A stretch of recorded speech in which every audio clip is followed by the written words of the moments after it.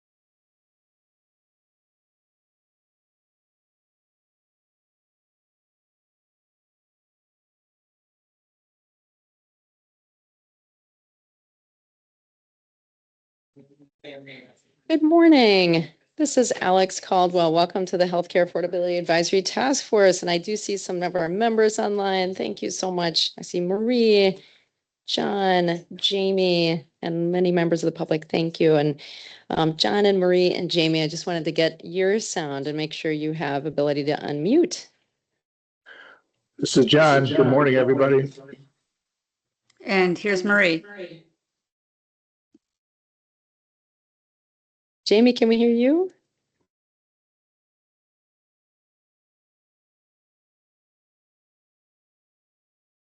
Jamie, if we're speaking, we can't quite hear you yet.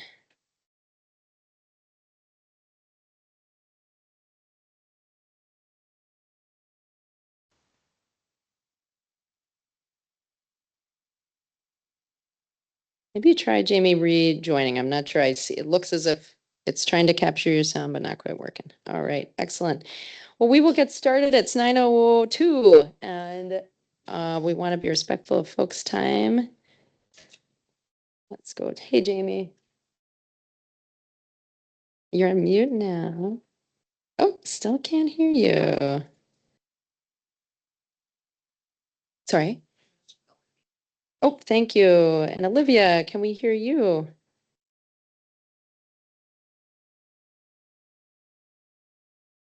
We have a number of members online today, so I just wanted to do a double check. Maybe we'll check back with Olivia in a moment. And Jamie, maybe can you work with Julie to troubleshoot?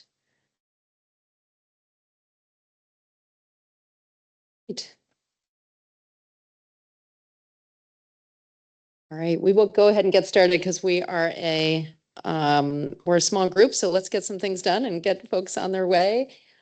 We have a kind of a milestone for this group today. This is the moment before the finalization of this task force's first set of priorities for doing future research and policy development. And so you've spent a lot of time with these. The Provider and Payer Advisory Task Force has spent a lot of time with these. You now have in front of you a draft of that statement laying out those priorities, authored as a letter from your co-chairs, Matt and Sheila. And we're excited to be at this point. So I just want to thank you all, and I want to thank members of the public who've been listening in and supporting this work to make healthcare more affordable for Minnesotans. I know there's a lot of other things happening at this moment, and we're just appreciative of your continued attention. And we're just also excited about this letter because it kind of does provide a work plan or a course as to where you are headed next. And so today's objective is to help kind of get these in shape or sending them along to the commissioner. That's what's happening with this letter at the end of July or middle of July.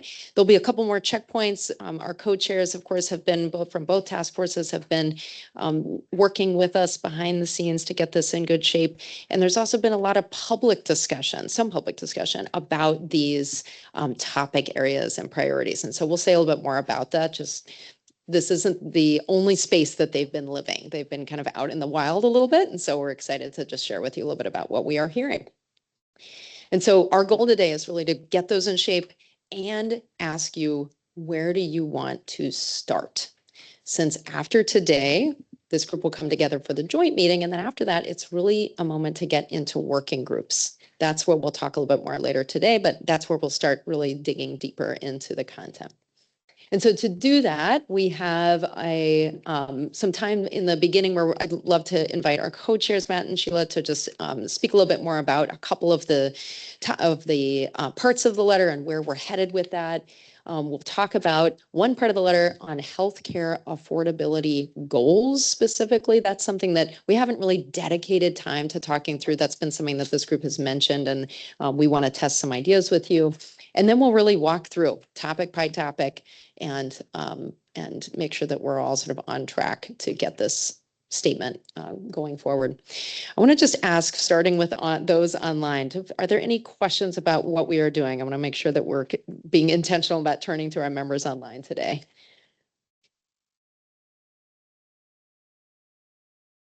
I'm good. This is John. Yep, I understand our plan for today. Look forward to the discussion on the details. All right. All right. Any other questions? We'll jump ahead to just the usual housekeeping. It's a reminder that the bathrooms are just down this hall. This meeting is being recorded, so please stay on mute if you're not talking. The slides will be available as well as a recording of this meeting on the website. Please try using health.affordability@state.mn.us to get in touch with us about any tech issues. And closed captioning is available if you need that using the Teams app.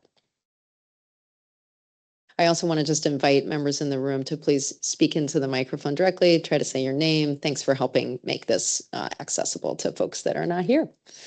So where we've been, where we're going, and this is where I'm going to invite Matt and Sheila to speak a little bit more. I'll just quickly run through. I'm not going to speak to all of these, but we just wanted to remind you that these topics, these priority areas, have been through a number of rounds of discussion. You know that well. And the Provider and Payer Advisory Task Force has been a really important input to that. We had some really rich discussion with them earlier this month. We have some inputs to share with you on each of the topic areas. Joel Beiswinger is here as one of our co-chairs from that group and is here obviously to listen in and obviously check in with him at the break and afterwards just to continue making that connection. But just know that all these topic areas have really been reflected on from both of the groups, and they've been kind of shared more publicly, and we'll say more about that. But reminder that where this is headed is into a letter that will be submitted to the commissioner in July. And in the end of July 28th, we want to make sure this is on your calendar, is an opportunity for both of the task forces to come together, not to kind of look at this letter line by line that's going to be published at that time. The intent there is to make it a forward-looking opportunity. What's next? What are the opportunities that these task forces together that you all see collectively, both from a priority topic area perspective, like what's going to be next in terms of actually getting into the work, but also for the long-term vision of the center. So we'll say a little bit more about what that could look like, but we would like to just prime you for that discussion. Before we get to discussion, I'd love Matt and Sheila to just tee up a little bit more about where we have been, where we're headed next. Matt and Sheila, take it away. This is Matt Anderson. I think, the work that we've done up to this point has been a lot of sort of organized brainstorming of where we intuitively, and with some of the background materials that have been provided, think that there are opportunities for Minnesota policymakers to take action to make healthcare more affordable for the state or the system as a whole and for individual Minnesotans. The work going forward, and that is obviously important, the work going forward is really for the center and MDH staff to begin doing the actual research and analysis within these topic areas to figure out which policy options are available and which ones would have the greatest impact. So I think at this point, it's important for us to remember that we haven't said this is what Minnesota needs to do. Instead, this is about saying this is where we think the center should start the inquiry, start the research, start looking at what's possible.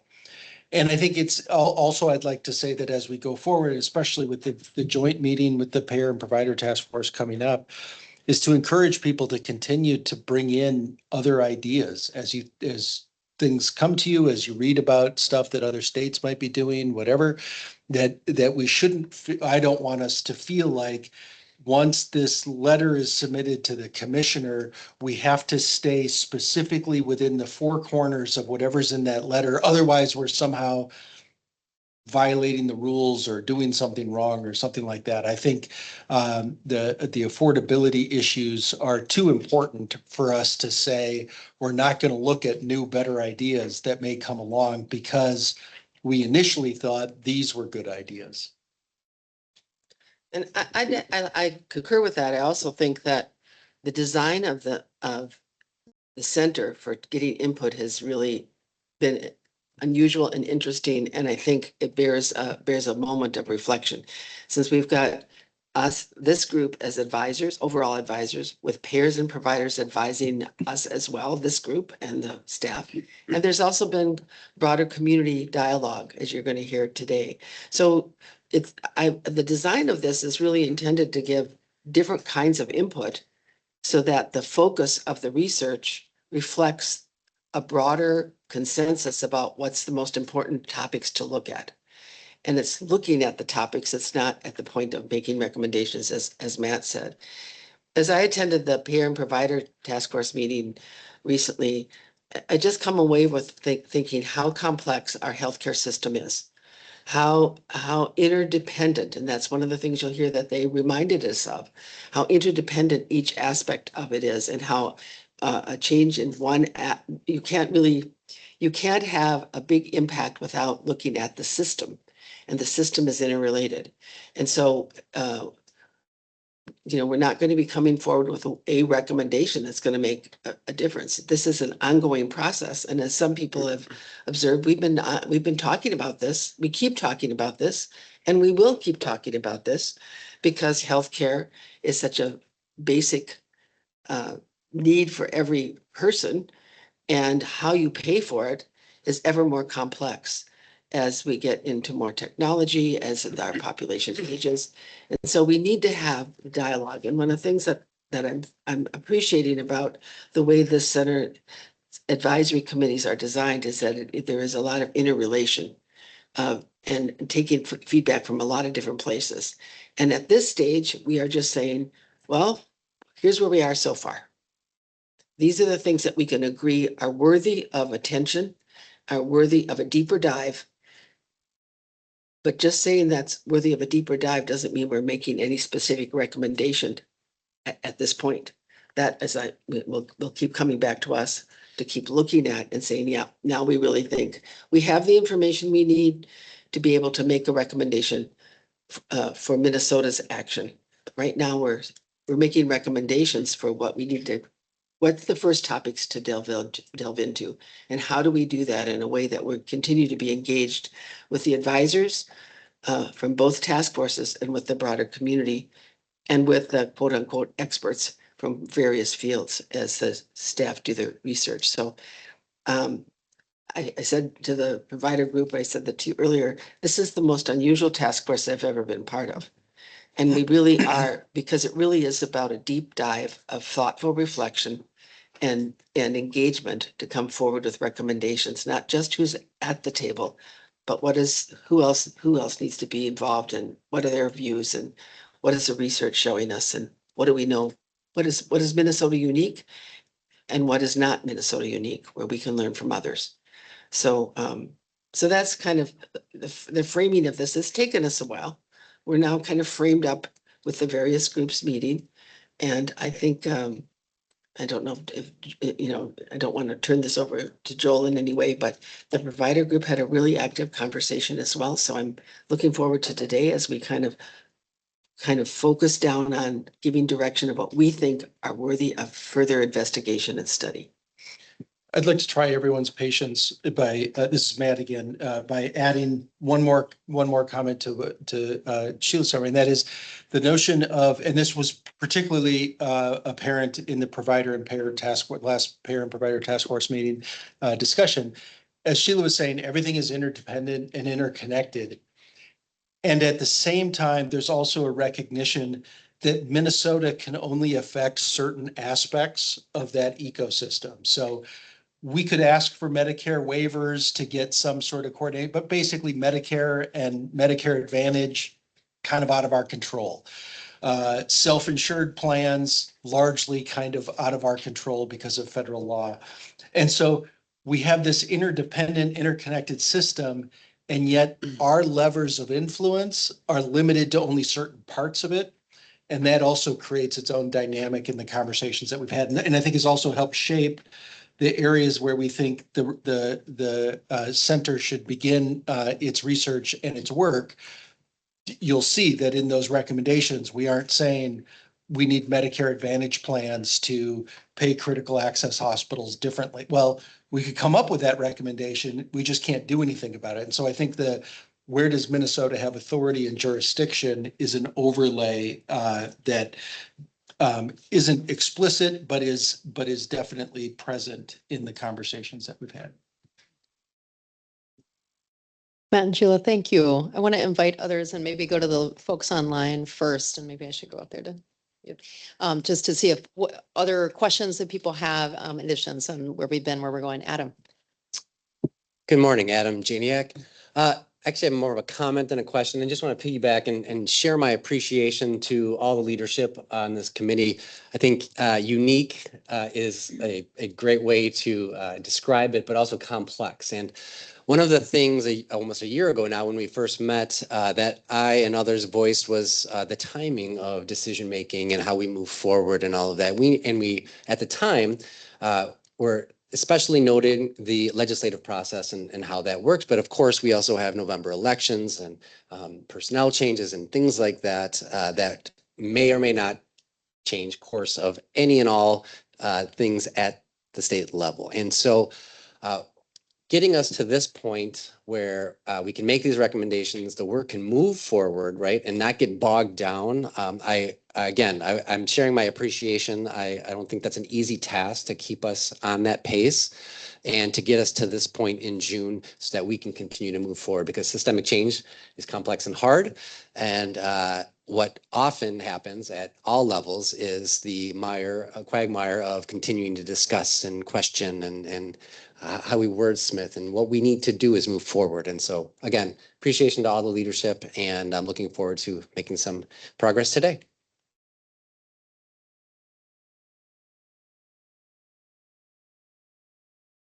Adam, thank you. Anyone online, any other questions or reflections on where we've been, where we're headed? Hey, this is Olivia. I'm online. I do like, again, in the where we're level setting, like the innovation and the bold ideas should continue. And so, if there's space or room going forward, there's an echo. I would just recommend if we could include maybe 20 minutes or something for our meeting to hear from something new and innovative in the healthcare space, so that we can kind of keep that like in our minds as we work through the actual work, because I worry that innovation and AI and all that's happening, and there's new, I'm not saying we look at every new shiny thing, but that's happening as we continue the work. And so if we aren't kind of thinking about both throughout, we know this is going to be a curvy path, but we don't want it to be kind of siloed either. Thank you, Olivia. This Marie, is go Marie. ahead. Sorry. So yeah, I just want to quickly reiterate, and I really appreciate the tension that was described about us needing to put down a direction, declare a path and a way that we'd like to go, while still leaving open the need to refine and to reflect. And to Olivia's point just now, really, and to Sheila's point earlier, we have the luxury of having some time to do things differently than has been done in the past, to think about things differently than has been done in the past, to innovate, and to really kind of, I'll have more comments on some specifics later, but to really think about, if this has been tried before, why didn't it work? And what might we do differently this time around? So appreciate the time to weigh in on that. And again, have some more specific comments later, but appreciate the direction that you're all laying down. Marie, thank you. Jamie? Are you guys able to hear me now? Yes. Wonderful. So I just wanted to repeat the same thing that's been said. This has been an interesting work group, right? We don't have an exact solution, an exact step forward. It's just, like you said, organized brainstorming. I think that's a really good way of summarizing it. I think that's beautiful, but I think that's also really frustrating.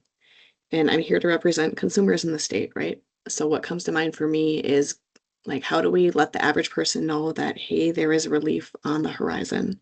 It's not coming right now. You won't see it in next month's budget, maybe not in the next fiscal year's budget, whatever the example may be, but things are happening. We are here working for you. So that's where my thought goes in all of this. Jamie, thank you so much. Yep, that is on our mind as well, and something that we want to talk through as we're thinking about the fall, as we start planning. We are planning for some consumer meetings to take some of these topic areas and to take the work that this group is doing to Minnesotans who are experiencing significant healthcare affordability challenges. And I just really appreciate your point, Jamie.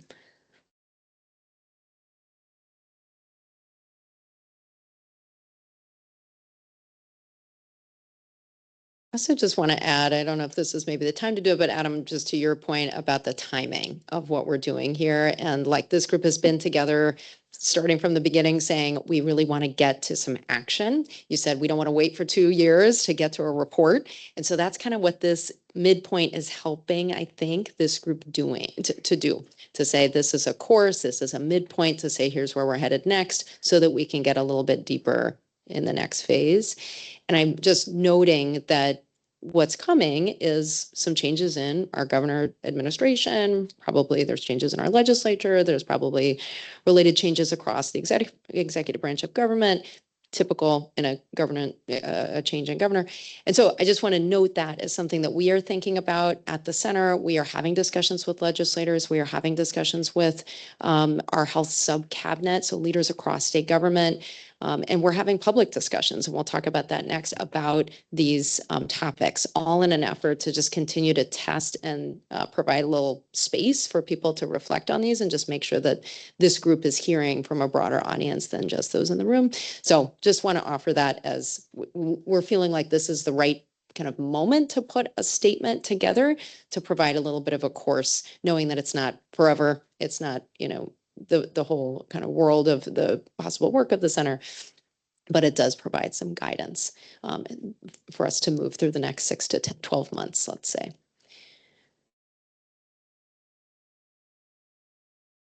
think we can go ahead and move ahead.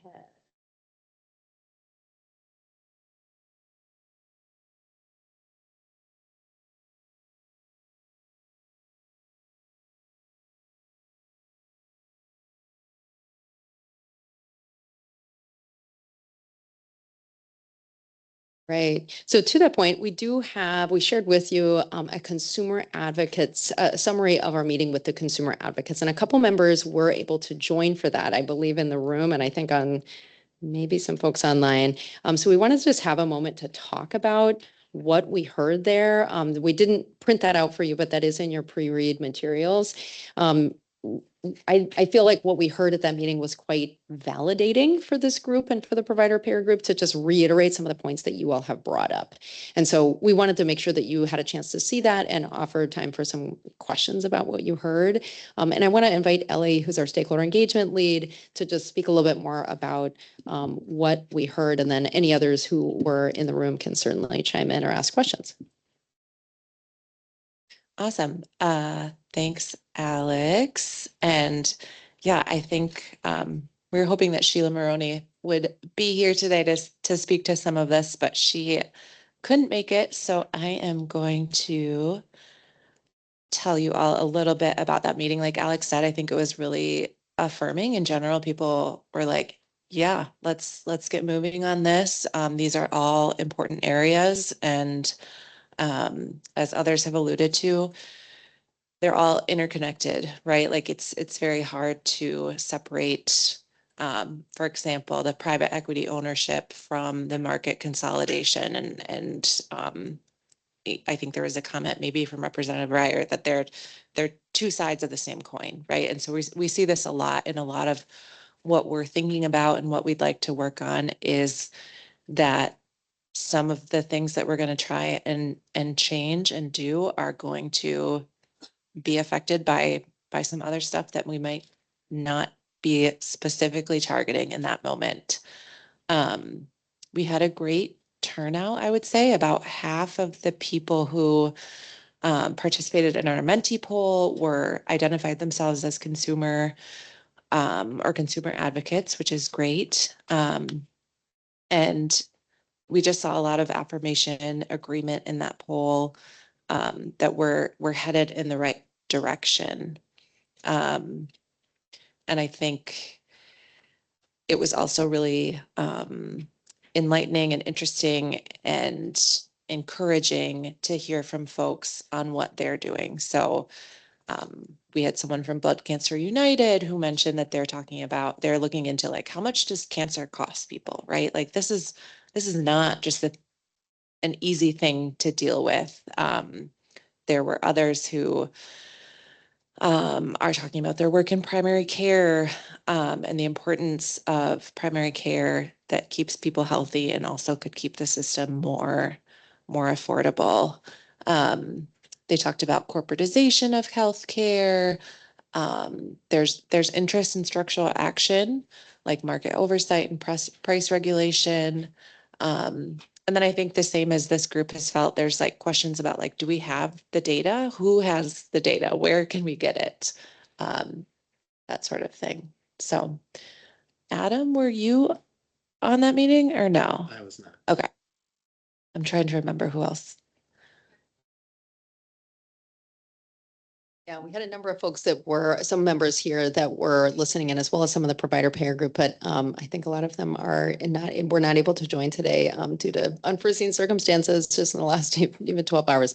So, but yeah, thank you, Ellie. And I just wanted to flash back up you all. We won't go through these in detail, but just it's always so powerful to see the quotes that people offered, both verbally, and we used a Mentimeter, which is just a facilitation tool to capture people's input on what work are you doing that we at this task force and then we at the center should know about on making healthcare more affordable. What do you want us to know about these topic areas? How would you reshape them? Where would you start? And so there's some additional input, in data and kind of cuts of that input in the summary that you have in your pre-read, and that's available as well online for members of the public. So we'd encourage you to take a look at that. But to me, I see this as one step towards a longer term vision of this center building a coalition to equip and position Minnesota to take action on making healthcare more affordable. So this is sort of an illustrative kind of example of a longer term kind of effort of our stakeholder engagement efforts. What questions do people have about what we heard or the future of the consumer engagement that we're planning?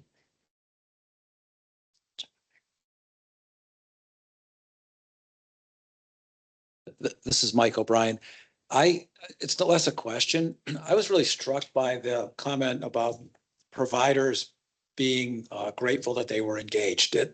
It's very telling about where we are and how the solutions will benefit by having them engaged. But within that statement, and it's probably just one person, it felt like there was a void in everything we've done as maybe a society around including providers in the solution. And ultimately, they're the ones that are really in charge of our healthcare. So I just don't want to lose sight of that statement. Thank you, Mike.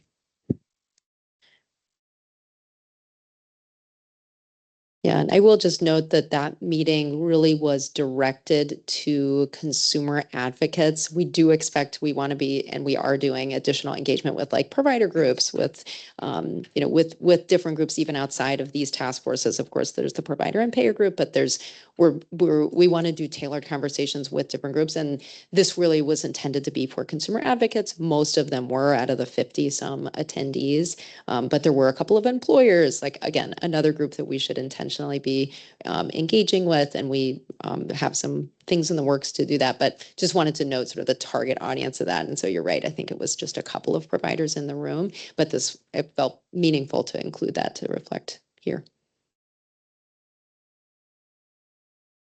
Other comments or questions online?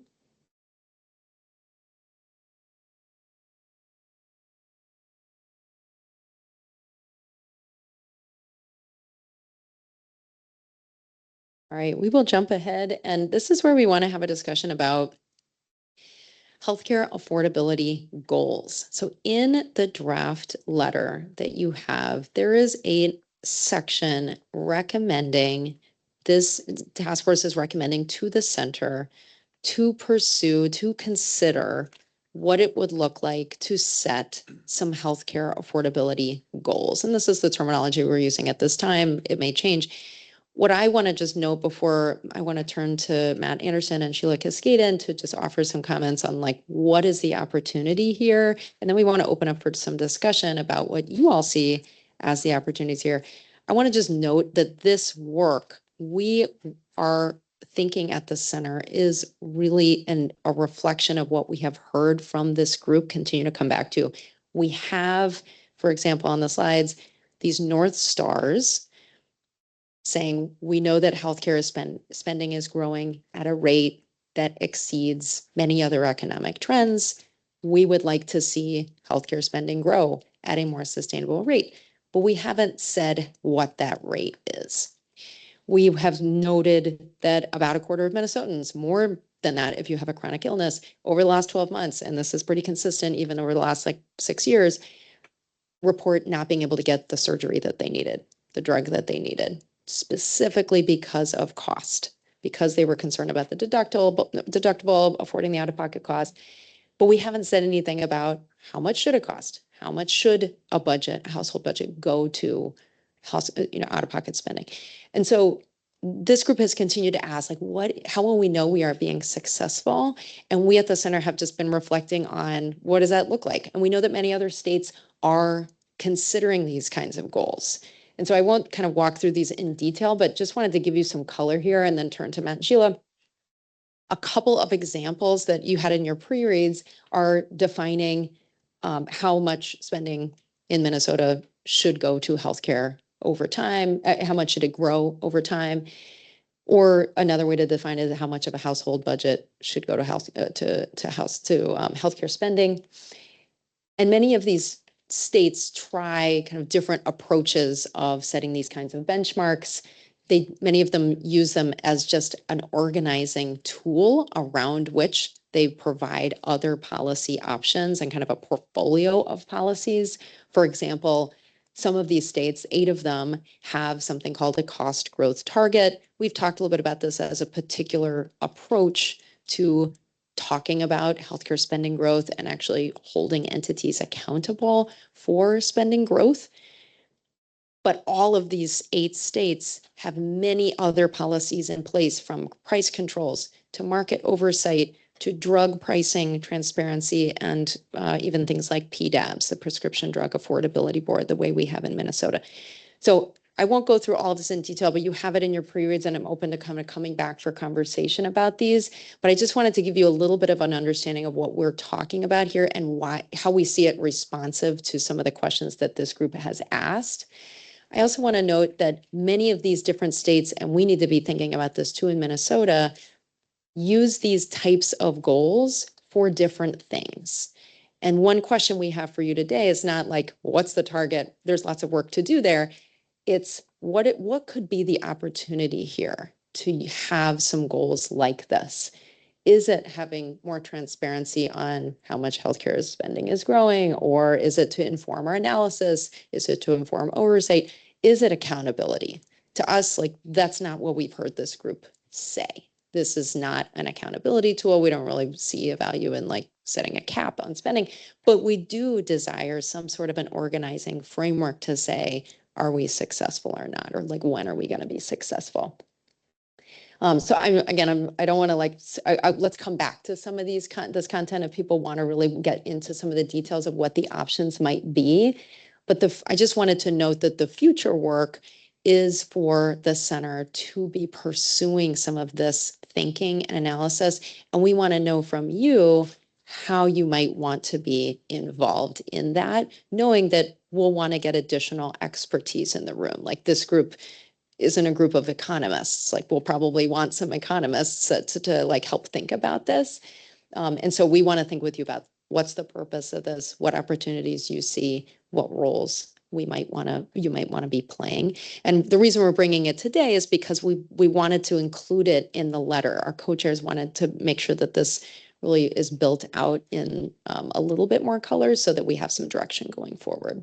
I also, just last thing I'll say about this is not intended to like replace or be an additional topic area. We've spent a lot of time talking about these different topics of price and of pharmacy and pharmacy benefit managers. And this is intended to be in addition, as like a backdrop to the work that this group will continue to do over the fall and into the spring. That was maybe longer than I intended, but Sheila and Matt, I want to turn to you and just offer more about what you see as opportunities and what you feel this group should be weighing in on at this time. I am pleased that we're going to have the discussion. And I know that I've already heard from, I'm going to invite Marie to comment because I know she's got some questions about this. I maybe approach this in a very simplistic way. In this room before, I said, as an elected official, you can't get into all the complexity and understand the complexity of the healthcare marketplace, but you do need some kind of benchmarks to say, are we on the right track or not? And I'm a little leery, in all honesty, about how we do it, because it sometimes ends up being a much more authoritarian approach to healthcare reform than what I think the intention is.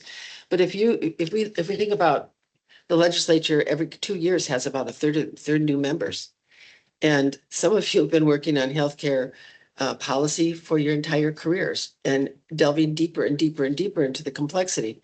But then you go to people who 2 weeks ago were farmers or librarians or teachers, and you ask them to set the policy, and they don't have a way to really understand the complexity. And so one of the ways that, in my mind, we can kind of simplify with some broader benchmarks is our rate of growth is a sustainable. We can argue if the word sustainable is not the right word, because that may not be the right word, but is our rate of growth acceptable? Maybe that's a better word. And then what about my family budget? Now, this is where I get really nervous, because there's a political tendency to take these percentages and say X% should go for housing and Y% should go for childcare and now Z% should go for healthcare. I don't think we can it can't be that rigid. But on the other hand, knowing that 1 in 4 Minnesotans is skipping treatment or medication due to cost, it is kind of a red flag for anybody in elected office. And it gives you something to talk about and to get more information from your constituents. So, and do we care? I mean, maybe that's the political discussion. Do we care that people are delaying treatment or delaying? Is that a Minnesota value? That's a key kind of question here. And a lot of what we hold in Minnesotans has been a more generous, I'll use that word, more generous set of public policies, trying to keep families stable, people healthy, children educated, everybody have the opportunity to succeed because, of course, our women are strong, our men are good looking, and our children are above average, right? That's part of our philosophy. But at the same time, we don't know how well we're doing compared to other states. And we get other kind of comparisons. We get CPI, we get tax base, we get all sorts of numbers that tell us, that rank us. And maybe some discussion about our acceptable rate of growth and what's acceptable for family contribution to the cost of their own care. Maybe that's a place to start to help us see how do we rank. And do we agree on these values? That's a key thing. What are the underlying values that we want our healthcare system to reflect? And I think generally would say we don't think it's all about profitability. It's about outcomes. The outcomes aren't on that scale. They're on how healthy are our people. So I think this is a worthy discussion, and I've probably been the strongest advocate that we need something like this in here.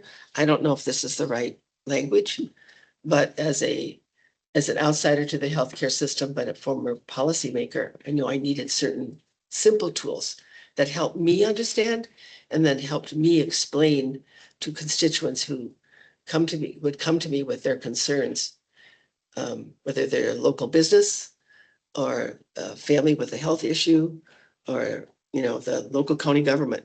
How do we agree on what our broad goals are around healthcare affordability? And this is a place to start. Yeah, I agree. I also think that in very simplistic terms, if I was in Alex's position and Ellie's, if I worked for the Center of Healthcare Affordability in Minnesota, and I had to have a conversation with my neighbor who said, "Oh, what do you do?" "I work at the Center for Healthcare Affordability." "Oh, really? How do you know if healthcare is affordable?" I got to be able to answer that question.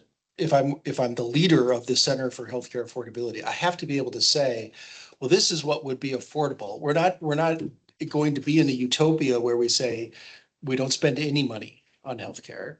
That's not going to happen. And at the same time, we live in a world where we could spend a lot more on healthcare. Americans spend, I don't know, $40 billion a year on chewing gum. We could spend that money differently. How much do we spend on fireworks? How much do we spend on gambling? Literally giving our money away. We could spend a lot more on healthcare, believe it or not. But that means we're not spending it on other stuff. And so from a system level, if healthcare continues to grow at whatever rate and whatever, we're spending less on education, we're spending less on transportation, we're spending less on innovation and technology. That crowds out other spending. And likewise, one of the reasons why I like this is that we're looking at it both at the system level, thinking of affordability at system level, and we're thinking of affordability at the household level, because also for families, they probably could spend a lot more on healthcare, but it means not being able to spend money on college tuition, not being able to spend money on housing, not being able to. And so there's trade-offs in all of this. And I think it's challenging. I think it's daunting, but I think the center should be able to say, for the Center for Healthcare Affordability, these are the measures that we use to say whether or not the amount that's being spent or will be spent is considered affordable. It might be a lot of money. It may seem like a huge amount, but we have to draw the line somewhere and say, yeah, we got to spend something. How much should we be spending? And where are we, and then the accountability measure of how close are we to that? How much are we going above that? I want to add one other thing. I'm just picturing sitting at a legislative hearing as a senator and having people come forward who are there based on their own personal experience with a chronic disease. And those constituent voices push the system to do more and more and more and more specialty care. And it is very hard to look a constituent in the eye with a person in their family with, think about what's happened with certain diagnoses, for instance, autism. In 1994, we barely understood autism. And now we have huge amounts of state spending on autism based on the advocacy of the families involved. And is autism really new? I don't know. But I think you have to have some measure that helps buffer in some ways the need to respond to constituent demand. And constituent demand doesn't have to think at all about the cost consequences. And if you spend more on this service, you have less to spend on that service. So again, I think just having some simple measures that are about the system and about the impact on families, whether these are the right ones or not, is worthy of your consideration, of our consideration. And I hope we'll come up with something that we all think works. Sheila and Matt, thank you. We have some folks on the phone. John, do you want to start, and then Marie? Thank you. I want to start by thanking our co-chairs. I think their comments in the opening remarks and these are all very tied together. And relative to this point, I think anytime you make a business decision, you need data and information to make a decision or recommendation. And I think this topic is one where we need information and data to inform us and to inform legislators and others. So I think we need to do this. And I think as we look at it, I struggle a bit with the words like cost and price and spend, because as we look at this, there is a cost of producing the goods sold, but the price that's paid varies by consumer. And Matt talked about this earlier, because what a commercial person pays for it versus a Medicaid versus a Medicare are different. So I think as we look at affordability too, it really gets into a challenge as we get to family income, because what a family at different sources of health insurance, whether it's Medicaid, Medicare, commercial, or individual, has different costs, different price structures. So anyway, I think there's a lot to dig into. What are we measuring? How are we measuring it? But I think this is just a fundamental baseline element that we do need to do more homework in to understand what's driving our costs. And then the other thing is the benchmarking. So when you set the goal of grow at a slower rate, more sustainable rate, I'm not sure exactly what that meant. I think relative to where others are, what we could have done, I'm not sure healthcare costs are sustainable right now in general, as we look at what cost increases are for 27 across the board. But I love the idea of setting some goals, inform people, identify opportunities. So I will stop there, but I think this is a really important first step to inform. I'll turn it over to Marie.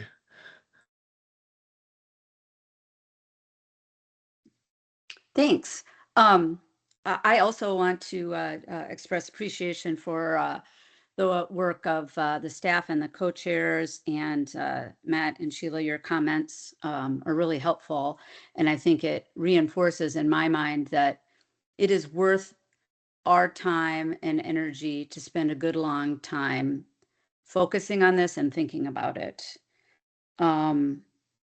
I think it was you, Matt, said, we should answer or think about the question, how much should we spend?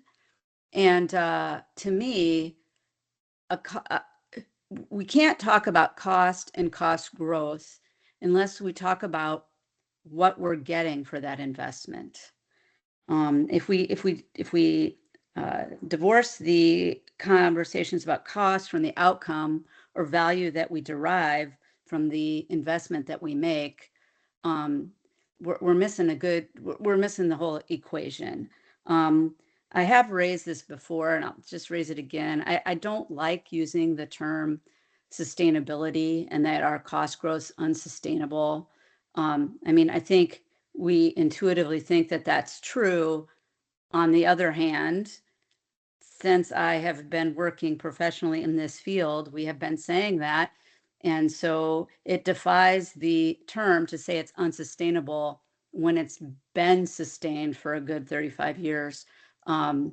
So if we think that's true, we should say, why do we think what has changed to make that now untrue?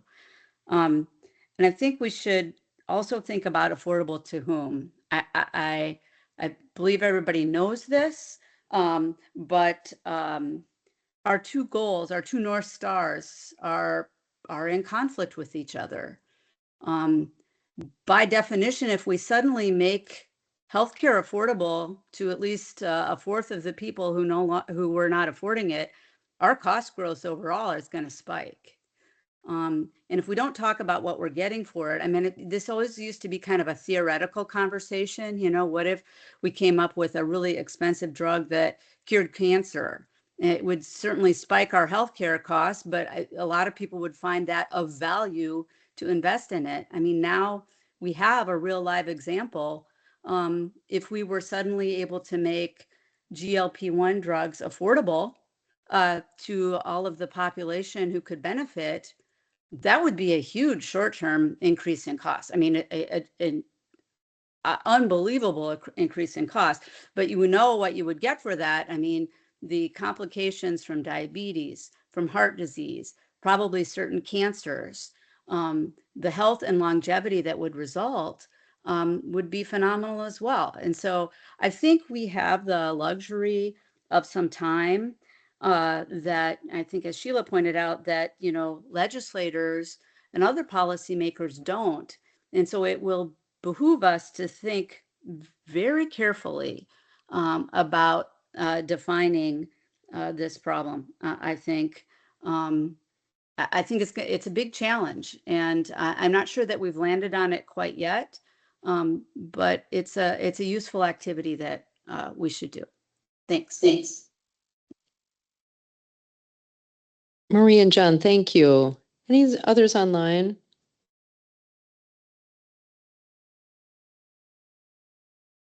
Laura. I think this is a really valuable conversation, and I think these are really valuable goals to pursue. And I really appreciate, especially Sheila, what you said about using benchmarks to provide tools for legislators to actually understand, you know, what the goal is. And it feels to me like if we got these right and they were useful to legislators, they also potentially are a way that the state can provide useful tools to the public and to other advocates to do their own organizing. So I think, you know, a lot of the conversation in this group has been about what is and isn't possible for the state to change directly, but there are other things that consumers, patient advocate groups, employers, employees can organize around, and being able to look at a benchmark and say, like, if we look at the state's benchmark about household spending, this insurance plan does not meet our needs, I think is a helpful tool to have broader conversation. I think I would want to, especially on the household affordability, maybe create like maybe that is an overall benchmark with some supporting sort of levers under it. I think, you know, I think what comes to mind is anybody who's been through the sort of FAFSA process with a college student, like the thing that they think you can afford is not really grounded in your reality almost all of the time.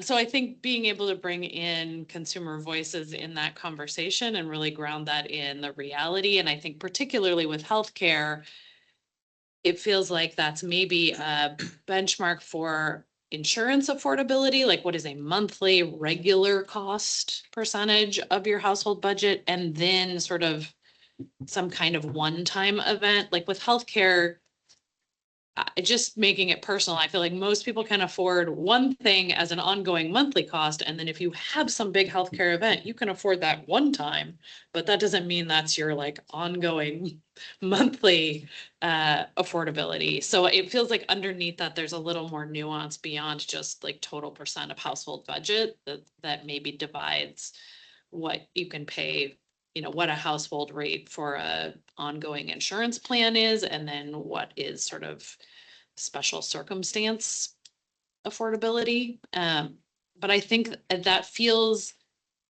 like it would push us and the work of the center towards some of the goals we talked about at the very beginning of both influencing policy, but providing some publicly useful tools for people to pick up and use on their own.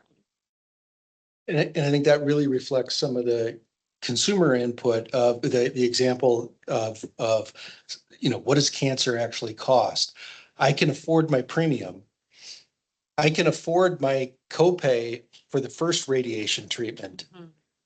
But then I have to, all the chemo, and then next year it's going to be another deductible and another I can't afford the course of treatment. And that becomes just an example of, I think, what you were saying of there's affordability in the sort of with a certain margin. And then when healthcare goes beyond that margin, it's not affordable, even though my premium is affordable. Mhm. Yeah.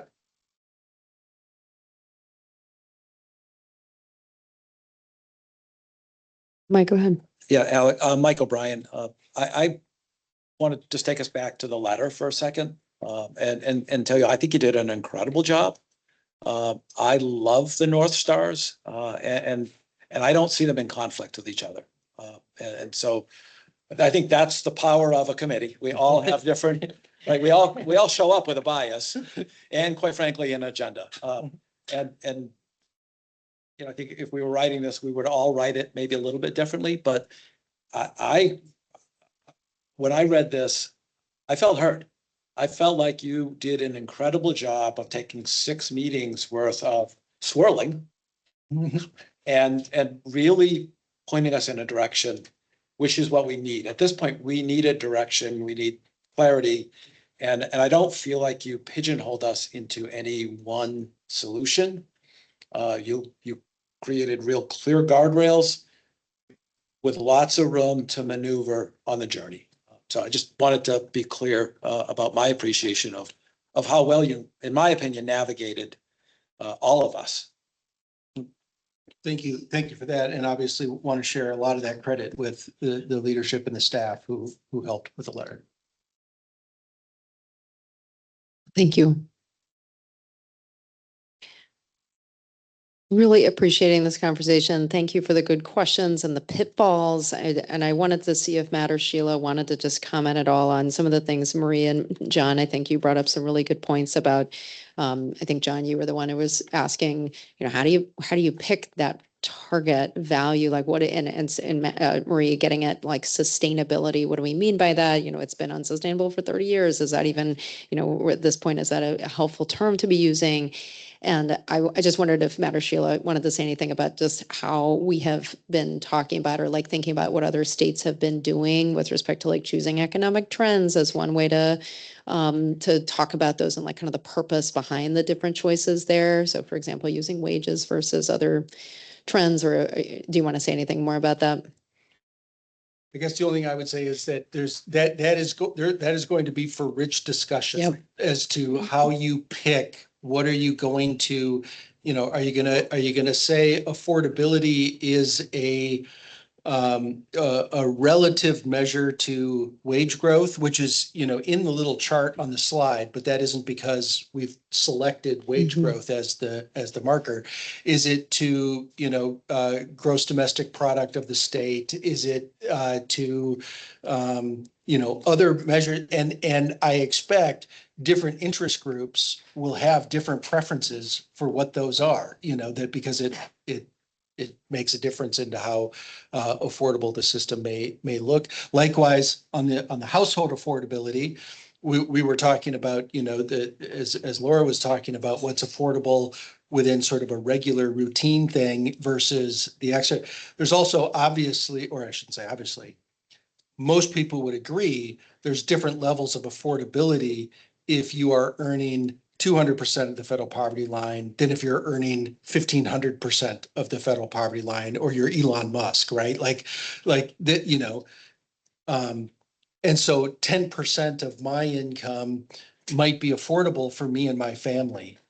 But if I was earning, $2,500 or $25,000 a year, 10% of my income isn't affordable because I literally, I can't afford housing. I can't afford food. I can't afford.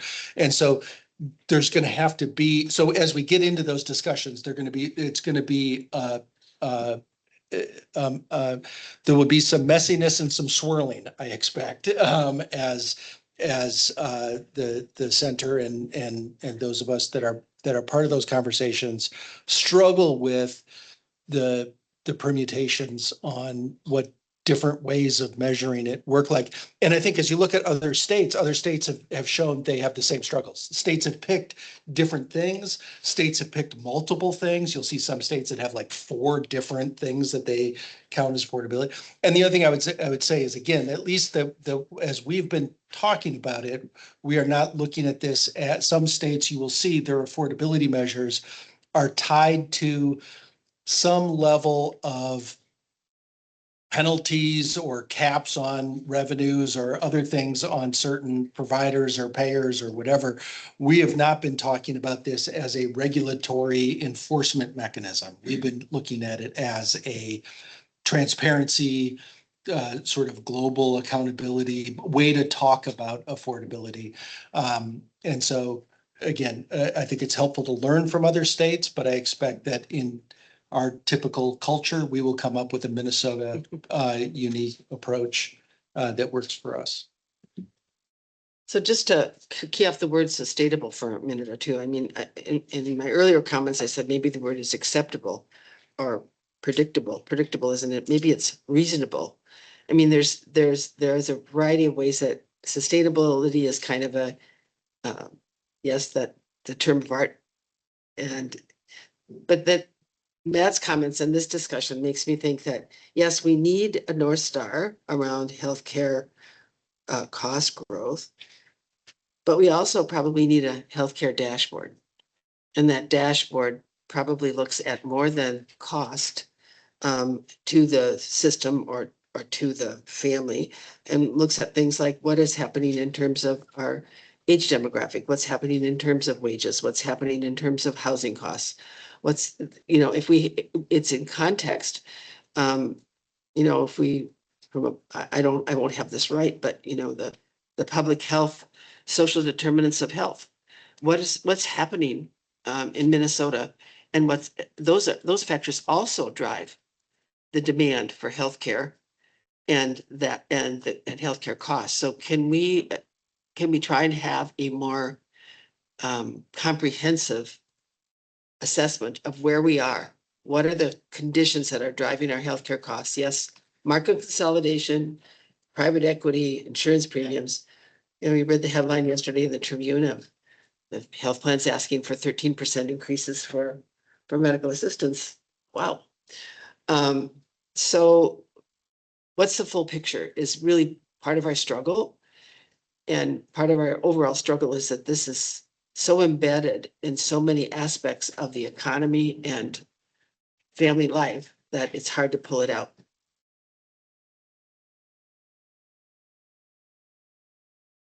Thank you for the really helpful just shaping of this is not the first, last time we will talk about this. This is really the beginning of this discussion. So thank you for raising up some of those really good questions and pitfalls and just things that we should be thinking about. And something that really, Laura, you said has stuck with me, that in terms of like the purposes you see in your slides, like what do other states use these for? Something that we're really eager to do as part of sort of the origin of the center is to think about the role that the center can play to build not just sort of state government's positioning, but really the broader field of advocates and coalitions that are already looking at this problem.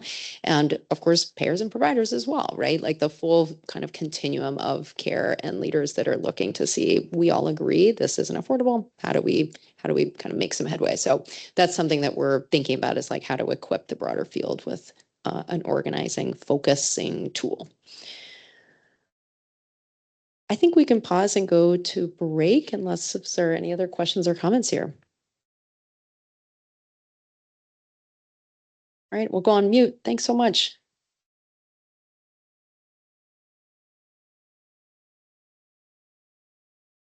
Okay. Yeah, let's say 10 minutes, so 10:13.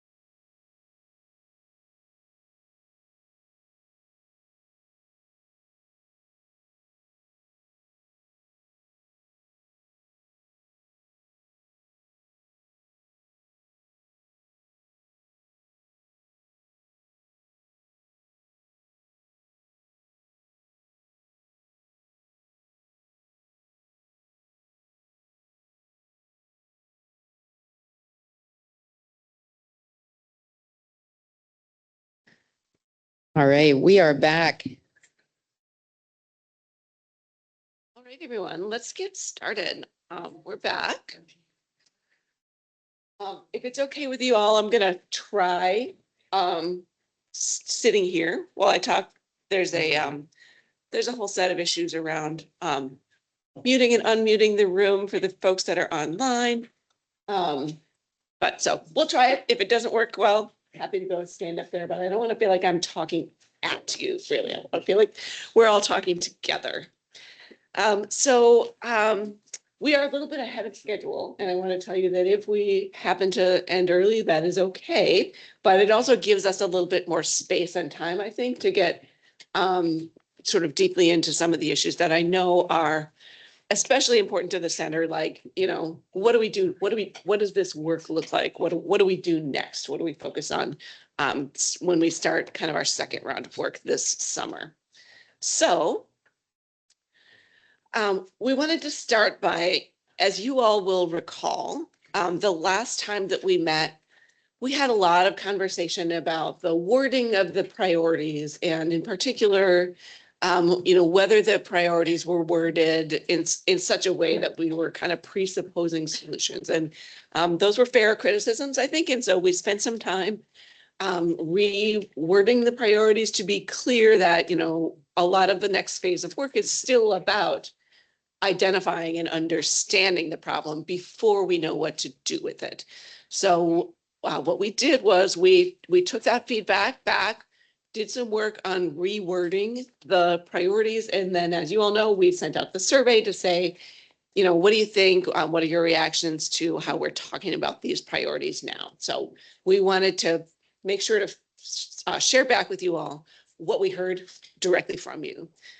So 12 of you responded to the survey. The other thing that we wanted to know again was like, okay, what are the things that are rising to the top for you as things that we should be focusing on coming next? So that's what the current slide shows. I think, not surprisingly and very consistent with the conversation that we have been having for months, the topics of market consolidation, prices, and ownership all really rose to the top.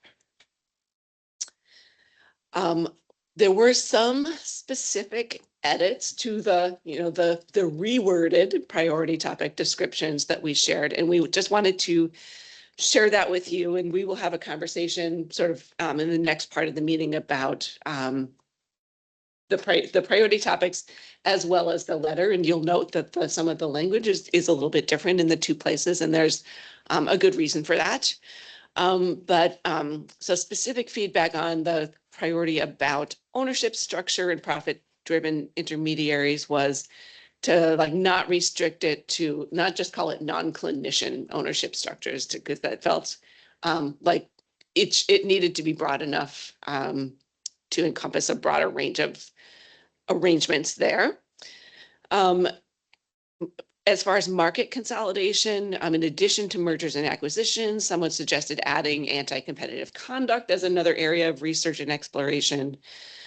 We had comments about like, let's make sure we include language that incentivizes self-funded employers to like do whatever it is that the state, whatever direction that the state policy may end up going. And then a suggestion to consider combining the insurance benefit design and value-based payment topics into one topic area that really is about encouraging the use of high-value care and providers and discouraging the use of low-value care. Go ahead, Adam. Hi, yeah, Adam, Julie, could you go back a slide and just give a little bit more explanation on that top bullet where it says state's impact of ownership structure and profit-driven intermediaries? You talked about a, you know, broader umbrella or not restricting too much when you're doing this work. When you see profit-driven intermediaries, like what are we talking about? How narrow are you looking at that, or is it broader than the plain language? I think it is my interpretation of it, and an attempt to reflect the conversation that this group has had. It is a lot of things. It is about at the provider payer task force, for example, they've talked about a lot of these kinds of intermediaries. So it is not just pharmacy benefit managers. It is all kinds of entities like revenue cycle management companies and all the many, we talked about, there's a whole new class of companies that have sprung up to help providers get higher reimbursement rates under using the provisions of the No Surprises Act, for example. So it is very broad. It's about, in a lot of ways, it's about arbitrage opportunities, right? So vendors that come and like help either, you know, either side, sometimes both sides of a provider payer relationship, as far as like helping each to like generate more revenue or profits. So it's quite broad. And I think that last statement clarified it for me. It's not just in the like the IRS description of for-profit, not-for-profit. It is for-profit or for revenue. So thank you very much. Okay, okay, sounds good. The other thing that we want to make sure that we, you know, set up this conversation with is sharing with you some of the themes from the recent provider payer task force meeting. So they met just about 2 weeks ago and had a really, really active and productive conversation. And we'll be coming back to separate themes from the conversation as we dive into each of the 5 topics today. But we also wanted to kind of give you an overview of the general feedback. So like this group, everyone agrees, yep, all of this is interconnected. And that the priority topics, you know, need to be, that we need to keep those North Stars top of mind as we're thinking about the priority topics and how to advance this work. We heard a lot about examining root causes, and so it is including things like financial pressure. So as an example of a part of that conversation, it was about, well, what if the choice in a community is for a hospital to be purchased or to close? Like it may be worse for the hospital to close. And so I think it is about, to me, it added a lot of nuance to this discussion about like, we can't just always say that, you know, mergers and acquisitions are bad. It is compared to what are the alternatives. But we also heard about the factors that are driving those things to happen. And maybe there are some opportunities to get farther upstream and prevent that situation where the hospital is faced with a choice to close or be acquired. So a lot of the questions or the feedback from the provider payer task force was about better understanding the forces that are leading to these kinds of things that we're concerned about so that we better understand what actions would help address them. And to the last point on this slide, a lot of discussion about the need for more understanding about what is driving these things, you know, and the need for more data and research to the table to better understand what's happening and where the center can add the most value. Across all of the topics that we're going to be diving into shortly, there were some kind of like cross-cutting advice. One was always to be aware of the Minnesota context. So specifically, like not thinking about the state as just one thing. There's variation within the state, and we need to understand like where in the state is this issue occurring, who's affected, how quickly is it changing, what data are missing. So to really have, again, increase our nuanced understanding of the problem, which means segmenting analysis by things like geography, service line, market segment, ownership type, payer mix, rather than just, you know, adopting a single statewide policy and assuming that it will work across all different circumstances. Julie, I want to interrupt just a second. I really want to call out that quite a bit of the discussion was about regional variation, particularly rural versus urban settings for healthcare delivery. And I just, when she mentions geography, I just want to call that out because there was quite a bit of discussion and focus on that in our previous, in the provider meeting. Yes. Joel maybe wants to speak to that later.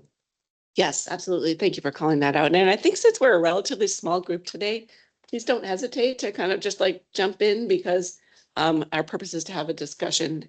We will get there very soon. like the comments that we've heard in this group many times and including already today, it's really so difficult to separate the topic of cost and spending analysis from things like access, quality, outcomes, patient experience. Thinking about the influence of social determinants of health, all of that. So our focus is affordability and spending, but it can't be considered in isolation, is a message from the Provider Payer Task Force. And then to think about potential unintended consequences, things like cost shifting.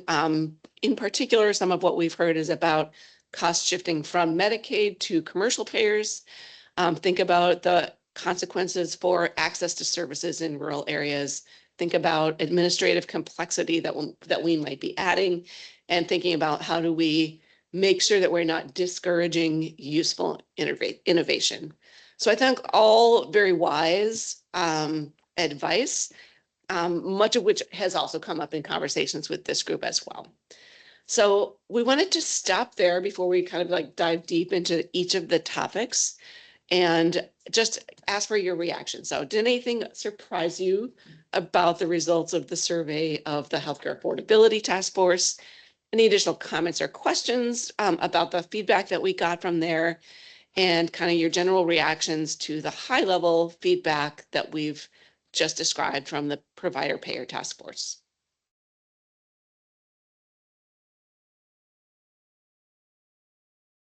Julie, I'm gonna just call out two stories that were told. Sometimes anecdotes make the biggest impression. And there's an oncologist on the task force, and she talked about the fact that they've added pharmacy services to her practice because they need the revenue to keep the practice viable. So a motivation for expansion of service can be, how do we keep our practice viable? How do we keep our hospital alive? Whatever. Then later she told a story about when her veterinarian service was purchased by a private equity firm, that suddenly they were required to have many more tests for her dog than they used to have under the previous vet. So it opens the question of was the previous vet not providing good service, or was the new owner looking to maximize revenue? And so I just thought those two stories really stuck in my brain as a provider experience, both as the consumer of a healthcare service for a beloved fur friend, and as a provider of service trying to keep her business viable. So, and I know, Joel, you were very involved in the conversations in the Provider Payer Task Force. What's missing, or what would you like to add from the summary we've just received? Oh, sure.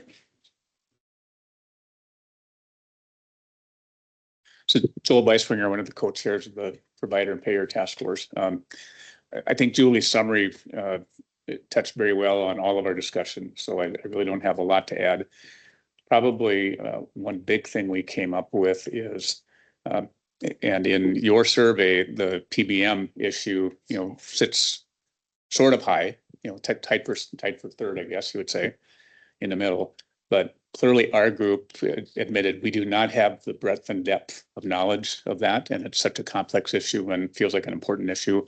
And to my knowledge, at least, I'm not sure that this group has that breadth or depth of knowledge. So probably another resource we're going to have to find to help us out. I do, if I could, I want to just weigh in on a comment made earlier in the meeting. It's a comment that Michael made about providers being happy that they've been brought to the table. I remind everybody that providers probably have two perspectives here. One is we are also purchasers and consumers of healthcare. And in my organization, our healthcare costs for our employees are probably our fourth highest cost category. So we would like to get a handle on this too. And a lot of that spend is not done in my building. It's done at specialty services in the Twin Cities and St. Cloud and Mayo and so forth. And we know it's a burden on our employees. So that's probably why a big part of it. The other thing is we all don't want to be part of the problem. And we would love to find something that would help simplify our lives administratively and get rid of the waste in the system. Because none of us are in this because we want to be wasteful spenders. That's, people who are in my job do it as a calling, not because it's the best paycheck available. So we want to be part of that solution too.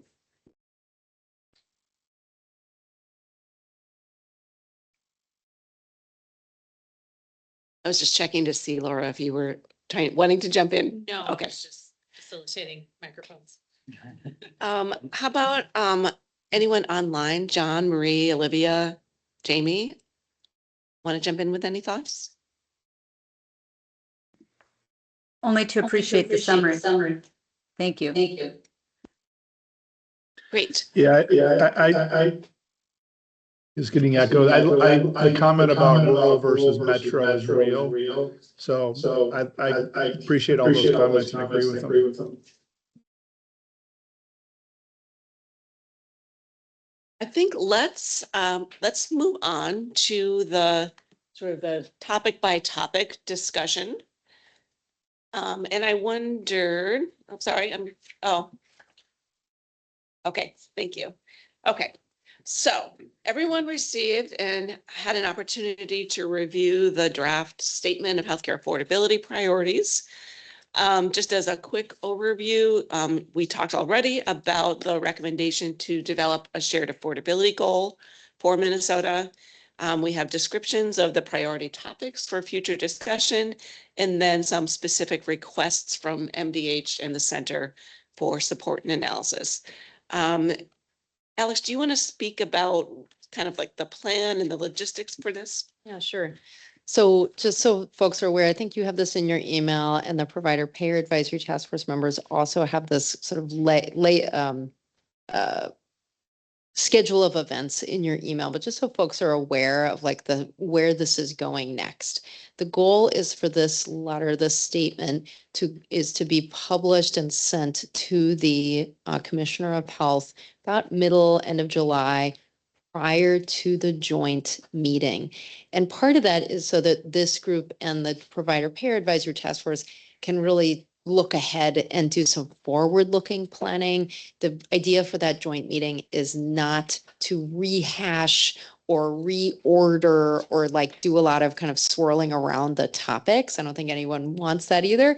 So the goal is really to have an opportunity to be together to have a strategic discussion about what is next after this is published. And so this is really that's the end goal, is really by middle of July or so, to have this out into the commissioner and in public. Prior to that, we plan to have the co-chairs. The co-chairs have had a lot of time with the letter, obviously Matt and Sheila as the authors, but also Joel and Gita. We'll have a moment after this meeting to do some revising based on your input today, send that back to you so you have another opportunity to see it, raise any red flags. Like the goal here is not to co-write a letter. Nobody wants to be a part of that, but like just to be able to see it before it kind of continues on its way. It will then go to the Provider and Payer Advisory Task Force as well for their ability to look at that, raise any questions. Their kind of viewership or review role will really be to raise questions and more forward looking, as opposed to making sure the concepts are really reflective of this group's discussion, since again, that's really for this group to do. Then it will go onwards to the commissioner. So that's a lot of kind of moments along the way to get it right. But I wanted to see if Matt or Sheila, as authors, do you want to offer anything more about the process? Anything about what you most hope to get today? Anything else about just where we're headed?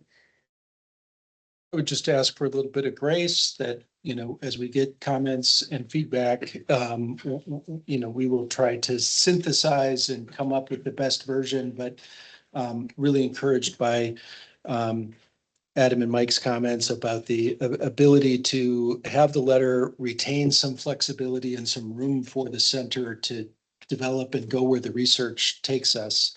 And so, we would like ideally that the letter, everyone, feels heard and feels like it reflects our conversations. But also recognizing that, it has to be,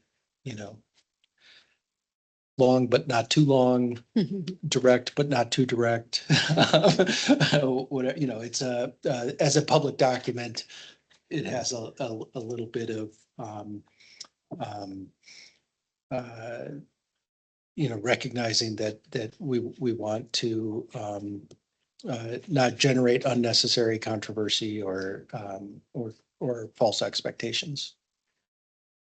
I just echo, open to your feedback. We're trying to set a direction and make sure that we're as much as possible, we all agree, including the commissioner agrees with the direction that we think the health center should go as they look at issues, but still time for making any adjustments that you think would be advisable, and please let us know. Yes, and with that, so yes, so I think that it is, I think all of us can agree that it is like an exercise where we're jointly wordsmithing a several page document would be very painful.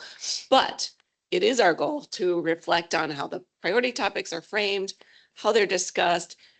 We want you to tell us like what needs to be clarified or defined, better defined or altered to capture the intended scope of the future research interests. We want your help to identify potential gaps in the requests to MDH for support analysis. And then, separate from the letter, we're going to be looking for your input on where to start with those topics. So now it's time for us to go through the topics one by one. I will tell you that we have ordered these topics today to correspond with how they appear in the letter. So we previously have used, I feel like, several different numbering systems for the topics, and apologize for any confusion that may have caused. But hopefully this is the last time we're going to be like rearranging and putting things in new order and those sorts of things. So, but just wanted to clarify in case there's any confusion about like, well, topic 1 used to be something else. This is so that it corresponds to the order that is in the letter, which also kind of corresponds to the sort of the way that the task force has ranked these topics in priority as well. So priority topic number 1 is high prices and price growth. We did want to share with you some of the specific feedback related to this topic from the provider payer task force. So everyone agreed that addressing commercial prices and price growth is central to improving affordability, but also again talked about like, how do we, there may be trade-offs. So like what's going to happen to access, what's going to happen to network adequacy, provider financial stability. It is, we should not go into this issue of addressing commercial prices naively by thinking that it's not going to have potentially some negative effects on providers. And we need to understand what those are. And to the earlier point, like what is the variation by geography within the state, potentially some rural urban issues. That's what this second bullet point on the slide is about, sort of like, the options that are of interest, like things like reference pricing, all payer pricing, more price uniformity, price growth reviews. All of those require very careful analysis of the likely effects to make sure that we don't unintentionally upend the system. People also talked about the federal changes that are coming, that are currently in the process of being implemented through HR 1. Are very likely to increase financial pressure on providers, and especially providers that serve large numbers of Medicaid enrollees. So to this point, there's a lot of things going on in the system, a lot of moving parts. And if we don't understand what those are, again, there's a risk to provider financial sustainability, access to essential services, particularly in rural areas. And then think about, could we consider whether avoided spending or savings, are there opportunities to redirect that toward higher value services, things like primary care, prevention, chronic disease management, and coverage continuity. So I think all sort of really helpful and nuanced perspective that we wanted to share with you from the Provider Payer Task Force's discussion. So with regard to this topic, we will ask you this same set of questions for each of the 5 topics. So we're looking for, what needs to be clarified, defined, altered in the description that is in the draft letter in order to capture the intended scope of this issue. And then are there resources or perspectives that are missing from the request to MDH and the Center for Support and Analysis? So I'll stop there. Wanted to offer Matt and Sheila the opportunity to jump in first, if you'd like. Yeah, it's a great summary. I think it, again, reflects the payer provider task force's advice and feedback, particularly again, around this notion of interconnectedness, and that addressing prices in one area doesn't always reflect the different sort of reimbursement rates or reimbursement mechanisms that are in other areas. I think there's also one where, again, the payer and provider task force, and I think Joel in particular, recognized that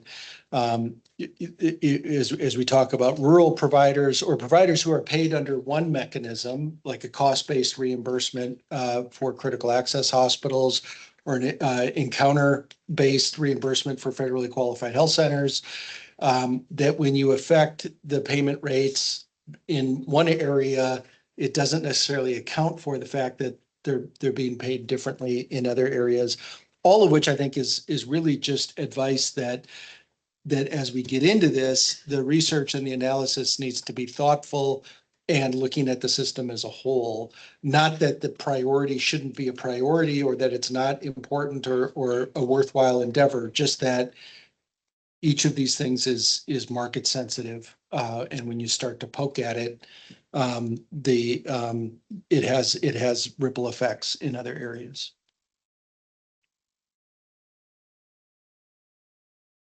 Yeah, and I appreciate that comment, Matt, because it is not, let's not consider prices. It's basically, we actually agree that prices are a problem and need to be addressed for affordability, but we need to be careful and thoughtful in how we do that. I just want to go ahead, Michael, but I just want to invite Joel to speak whenever he's ready. We have an extra mic here we can pass down to you permanently. So this is yeah, so feel free to add comments if you choose to. And Michael had his hand up, so I didn't mean to cut you off. And then John has his hand up as well. So after Mike. Sure, thank you. I like priority number one. I just like, it's a question, which is, it felt like we were talking about prices and the impact of the administrative non-care, given, and I didn't see that in here, and it, maybe it got cut out, but it feels to me like there was a lot of discussion about how much of cost is actually non-care driven cost. And it feels like that would be a place we could impact without negatively impacting some of the other things that you talked about.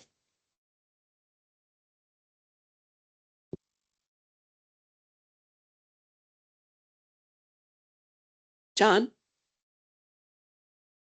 Yes, thanks. I find it interesting we're starting with commercial insured patients.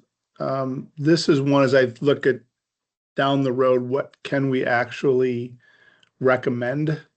I'd be curious what others have done, other states on the commercial group, because especially with self-funded employers, I don't know what levers we have, and maybe it's an easy place to start. Maybe the data is easier available than Medicaid. I don't know. So I'm just trying to think, given this word and affordability, because I think the fully insured, especially if we go to the ACA plans, there's some things we could do to maybe make it affordable where we have a little more oversight, but we got a huge population in the self-funded that I'd just be curious what other states have done to impact price and cost on the self-funded. Thank you. Yep. And that's a good I think the point has come up before, and there's like a variety of ways to do it. And I think that's part of the scope of the research, is to dig deeper into how other states have approached that. Because it is it's absolutely true that if you're only looking at the fully insured segment of the market, there's a very large segment that is not directly affected by that. And I think that was also reflected in one of the comments that we got from the survey after the last meeting about, think about what ways are there to either encourage self-insured employers to either voluntarily adopt some of these kinds of approaches, or to make sure that whatever policies get enacted are, have as broad an impact across the privately insured population as possible. So what I think about, a specific example that I can think about is the implementation that is still in process of reference-based pricing in Vermont. When they passed that legislation, they were thinking about that, and they basically said providers can't accept more than X dollars for this service. And that kind of like brings the self-insured employers along in that policy, as opposed to writing it to say, well, insurance payers, in the commercial fully insured market can't pay more than X dollars. And so that is something I think that can be within the scope of that future conversation as well. Marie. Thanks. I'm pondering this. I think this might be a comment that applies to several of the priority topics. And I appreciate that we're kind of trying to find a starting point for further exploration. So, I mean, we've got to start somewhere, and that's been mentioned several times, especially by our co-chairs. Really, I appreciate that. I think one of the things I think that we have in here is some implicit assumptions. So for example, on this topic area, I think that the implicit assumption is that there is some funds in the commercial insurance market that could be redirected. And whether that be administrative costs or excess profits or something, that there's something there that we could find to redirect it into value added care that would be of benefit. But I think that the fact that it's kind of implicit assumptions creates a tension or a problem, because we don't have a fully defined problem statement, again, which might be fine, but maybe we want to just call that out. I see in the letter that we mention it a couple times as this is a starting point, but when we skip defining the problem, we leave a lot to our imaginations on what do we think the actual problem is underlying this. And the only reason to try to, I think, make that a little bit more explicit is then people might read this and then assume that they're the targets of the problem area before we've actually even defined the problem area. Maybe we can deflect a little of the controversy. I don't know, but we have some unstated assumptions here.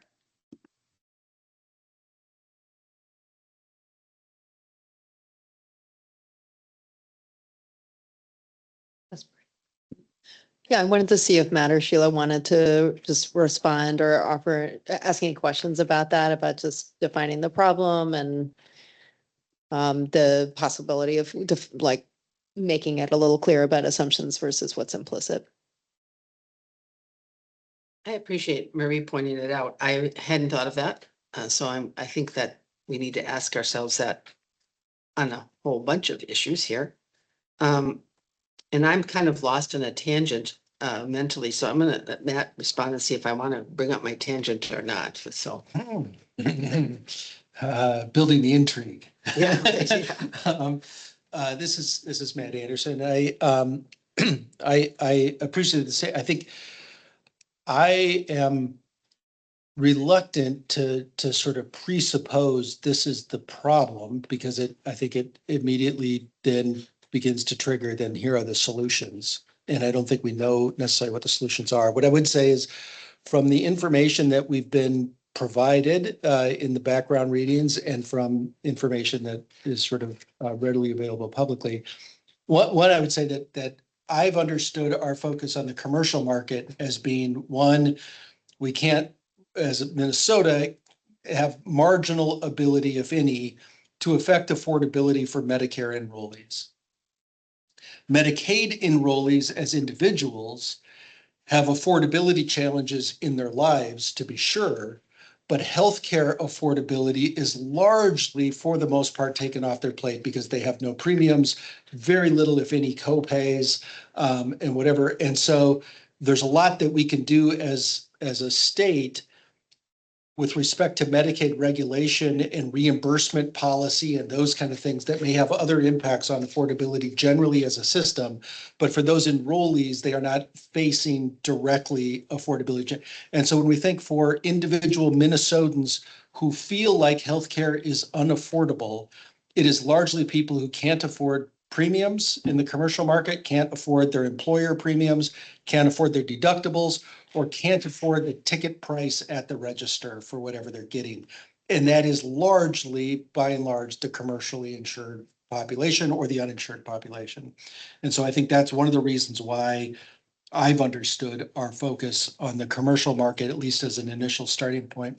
The other thing I would say is that from the information that we were presented and background readings, stuff like that, there's also, I think, significant evidence that price of services plays a huge role in the escalating growth in costs over time relative to utilization and other factors. In other words, that price increases are driving at least a significant portion of cost growth. And so looking at prices makes sense. And that within those prices, within the commercial market, there is, I'll call it, bizarre variation in what is paid for the same service by different payers to the same provider, and sometimes even from the same payer to the same provider. Blue Cross, pay you this much for that hip replacement if the person is Blue Cross Gold versus Blue Cross Silver versus Blue Cross Bronze or whatever Blue Cross. I'm not picking on Blue Cross specifically. I should have picked a more generic name. But within the same payer, a provider might get paid 8 different rates for the same service. And that intuitively seems unnatural, like there's market dysfunction there in some ways. And so I think the notion of, so that's where I would say that in my mind, looking at why are commercial prices going up as much as they are, driving spending growth as much as they are, and why is there so much variation, and is that variation actually serving us, are reasons why I think we want the center to be looking at this as a high priority area. And I think the bizarreness that you called out of the variation in payment from the same payer is partly where I'm kind of got lost on this tangent, because, and I also got a little bit lost in commercially insured because I keep thinking of the chart that we saw from Rand early on, comparing health systems and price variation across systems. And in some ways, I think that is a more politically fraught conversation, but it is also worth examining. And I sort of feel like looking at commercially insured only doesn't get to the heart of the problem because of the variation of rates that you've pointed out, and because of the variation. So what we get to is we get to the system saying, well, we're going to discourage primary care. We're not going to take Medicaid, or we're not going to take Medicare because the payments don't equal our costs. But are their costs, the costs are being driven sometimes by the fact that the payment is available. And so I only want patients who have this kind of coverage. And so I'm kind of lost in this morass of prices versus costs versus systems decisions. And so that doesn't help clarify the priority area. But I think it is all the more reinforcing to why right? So to why we need to dig deeper and better understand this area. Joel, go ahead. When Matt, and then the tailing or trailing effect of the comment you made about the variations in pricing then require an organization like mine to employ one of those profit-driven intermediaries Exactly. to audit Yeah. the payments against our contracts to make sure we're getting paid the same rate. And, it's creating an ROI. So it's something that we're going to continue to spend money on Mhm. because the system is that complex. Even the payers struggle with the complexity in getting the payments to us. Well, now we're hearing that AI is helping systems identify additional definitions of underlying problems so that they are eligible for higher reimbursement. And we know that we have companies that specialize in helping hospital systems rebill medical assistance and Medicare, and then they are profitable businesses that produce the revenue for the system, but also take their revenue out of the system. So it's really boggy. It is. And I think we don't have to resolve all those questions today. Oh, good. But I just want to offer an opportunity, any last sort of comments or perspectives about priority topic number one, clarifying it in the letter, as well as like the request for support and analysis from MDH and the center.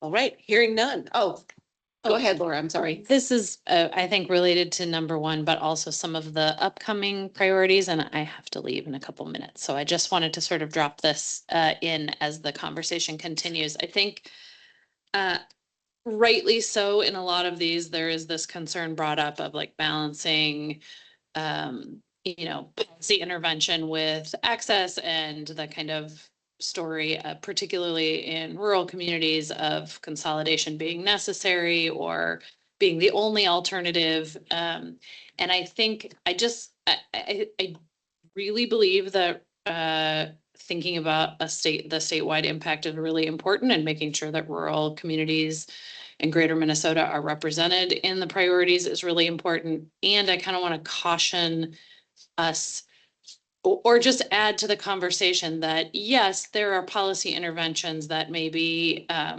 caps and rates and those kind of things, but there are also policy interventions that can incentivize local ownership and, locally run pharmacies and clinics and hospitals, and that those are also tools in the policy playbook. And so I think sometimes that like, what about rural communities gets kind of overused from the people who benefit the most from consolidation, which are large private equity firms and consolidated global corporations, because they know that it's a way to sort of tamp down any kind of intervention in their profit motives. So I think that concern is really important, and invite us to think about like, then that doesn't mean we shouldn't do those things. It just means there need to be other policies that help to ensure access, and that, to the point that got brought up earlier about involving folks who are economists. I think I would love to also hear from people with that kind of economic expertise around some of those tools that are both about access, but also are about incentivizing local business and local ownership and keeping more profit in the state from an economic perspective. Thanks. Thank you. Okay, so let's move on to topic number two, which is consolidated healthcare markets. And for this one, I'm not going to read this to you. You've all had a chance to read the letter as well as to read the descriptions, but did want to spend a couple of minutes talking about the conversation that the provider payer task force had on this topic. So interestingly on this one, I mean, again, sort of like thinking about the balance and the trade-offs about consolidation. It can raise prices and reduce competition, but they also talked about ways that it can preserve access. One of the members of the task force talked about how being part of it, like there's like a small hospital might get access to investment or like technology that like enables the hospital in that community to do things it couldn't otherwise do to improve care. So again, just I think a really nuanced perspective that says, yes, this is an important issue, but like we also need to think about the bigger picture.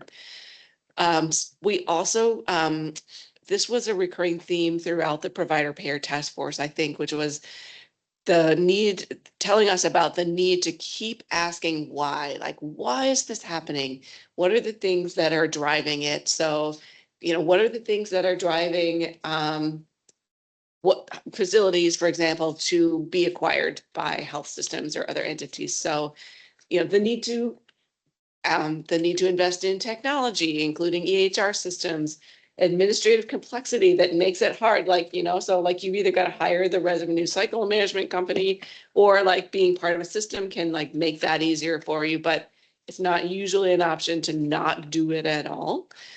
Thinking about, you know, payer mix, other revenue pressures, access to capital as factors that drive that, so that we have an understanding of why those things are happening as we're thinking about what are the policy options to address the problem. So those are, there was another set of comments about thinking about, we know that we have some regulatory processes in place already, like the Attorney General's authority to review proposed transactions, and to ask ourselves, well, are those things working? If they're not working, like what is not working about it?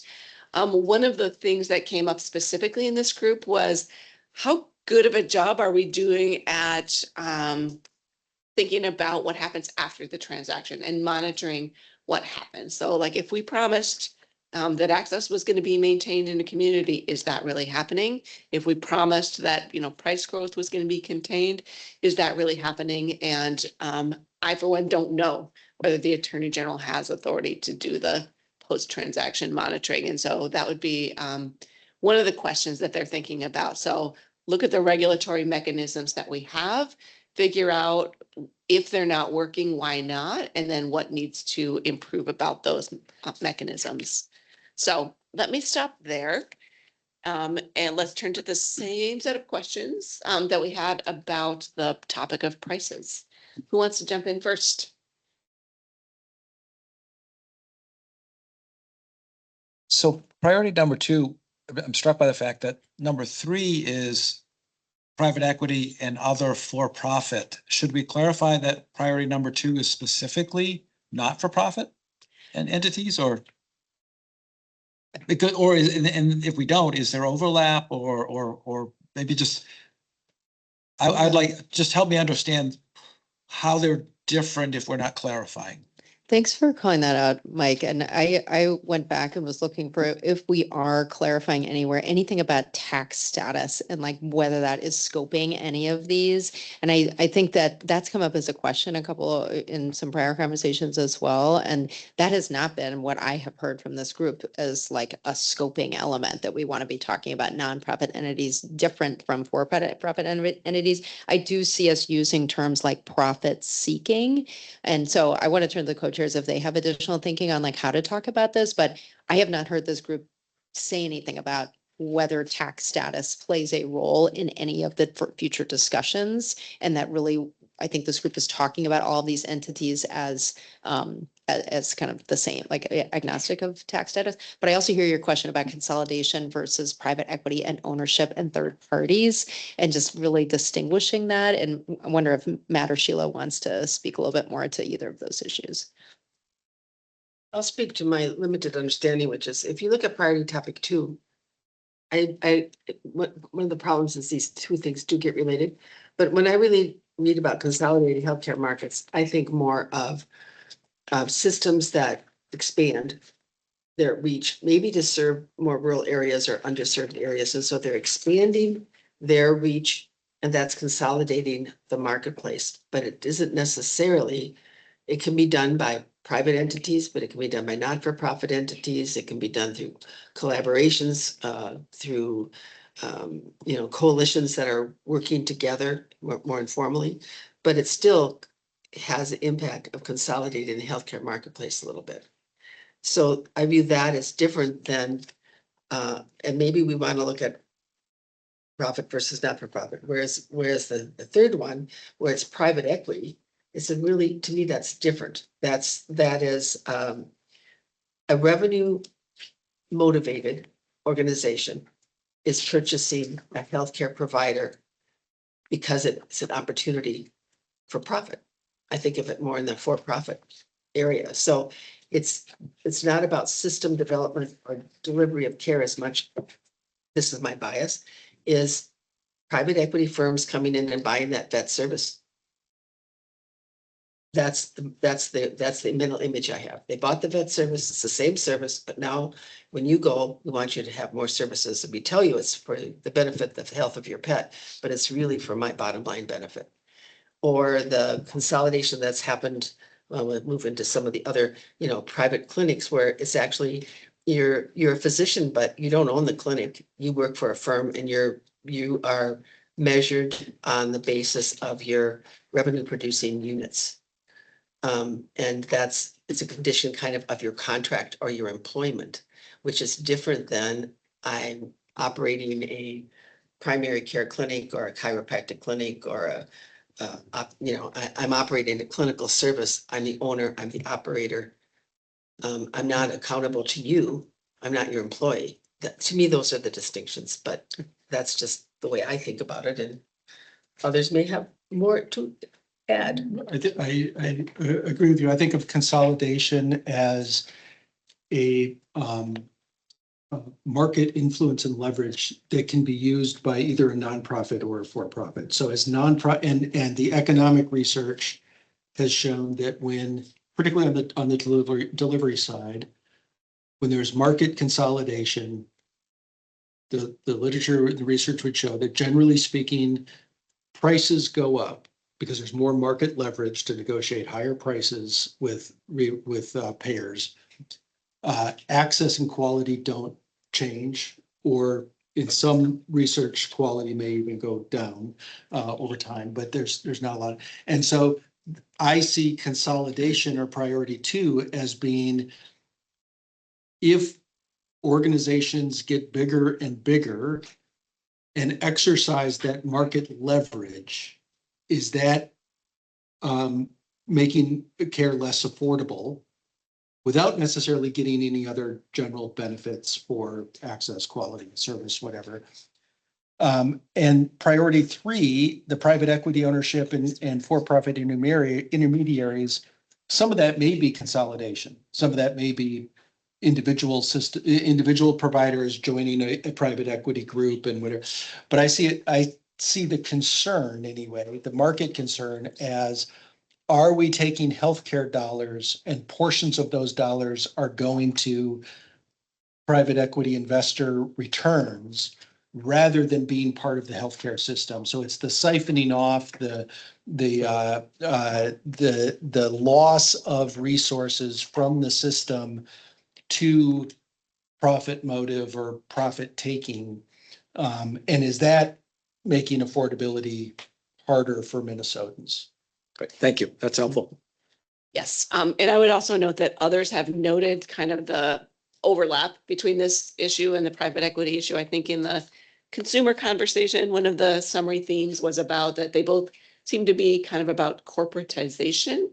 So I think as we move forward, we can think about, like, are they separate buckets? Like, what distinguishes them from each other as well?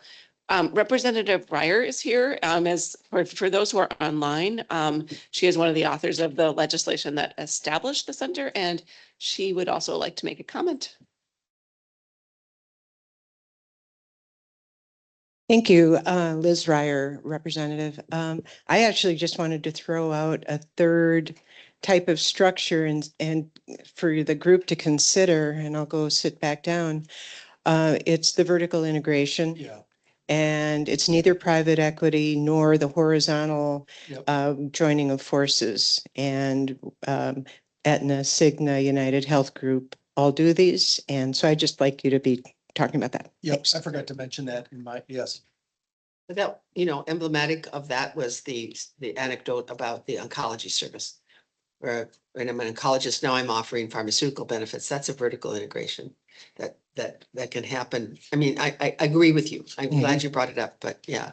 Or the health system that now operates its own pharmacy and encourages people to use that pharmacy, or, yeah, right. Yes, and I appreciate the reminder as well. And it definitely has been part of the conversation.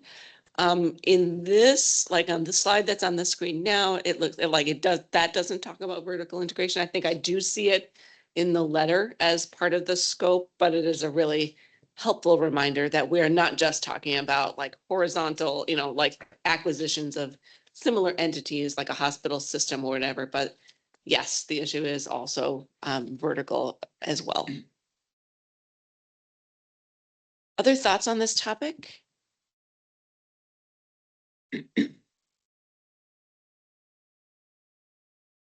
Okay, let's talk about private equity ownership of healthcare entities. Again, I'm not going to read the slide to you, but wanted to take the opportunity to share a little bit of the themes from the provider payer task force conversation about this. Their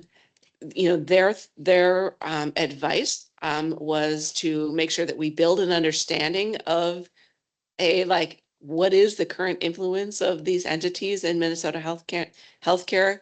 Where do we have gaps in transparency and reporting? So maybe the fact that we don't understand it well is because we don't have the transparency and reporting that we need.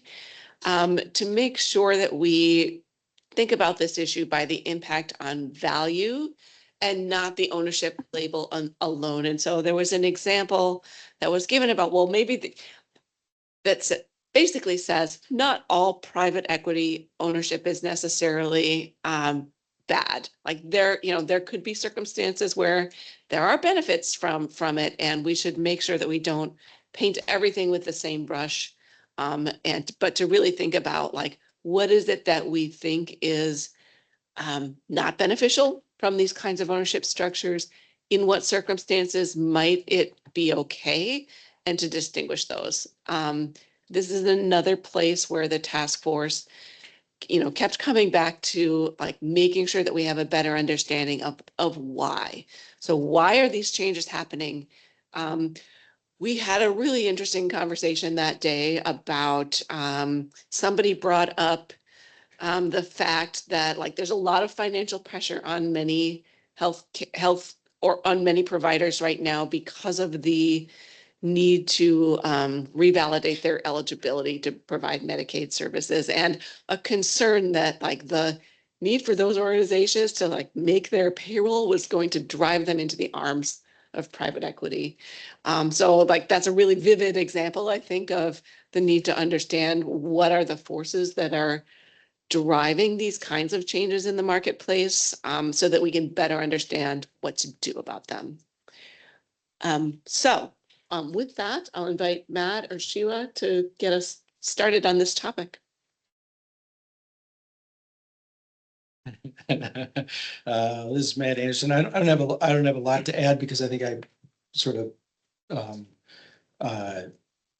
had the spoiler alert in the last discussion as to how at least how I view this. I do think that within this, at least in my mind, is I see a lot of the perceived harms of this intertwined with the administrative complexity of healthcare, that because we make it so complex, we create opportunities for people to come in and say, I'll do this piece, I'll do this piece, I'll do this piece, and I'll make money off it. And if it was just more simple, if it just wasn't so complex, we wouldn't need these other layers, but that may be too simple. And I may need a private equity firm to come help me. To me, this is a scoping issue, what do we know what's happening in Minnesota? And what can we infer from what's happening in Minnesota? That's about as much as.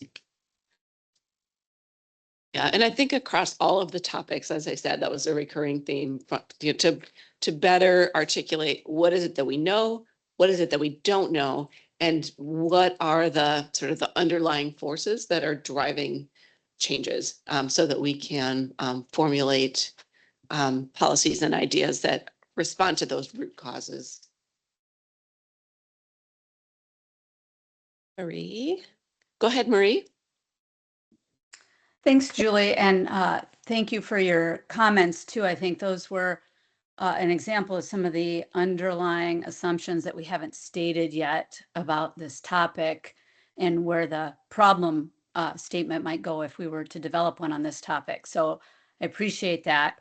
I want us to keep in mind on this topic in particular the impacts in long-term care, where I think again, my assumption, just from my limited background, is this more of a dominant force in long-term care even than it is in our acute care.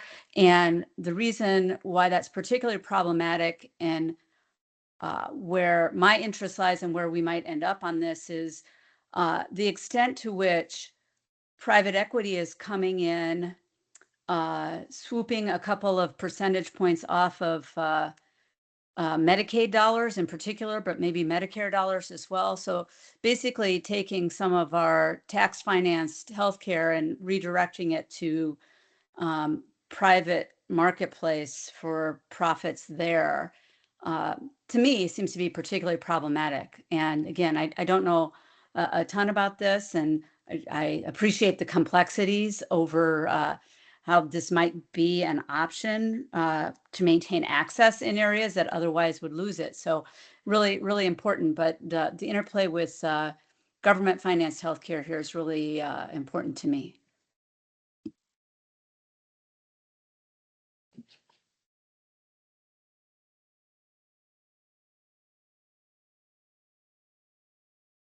Anyone else want to jump in on this topic?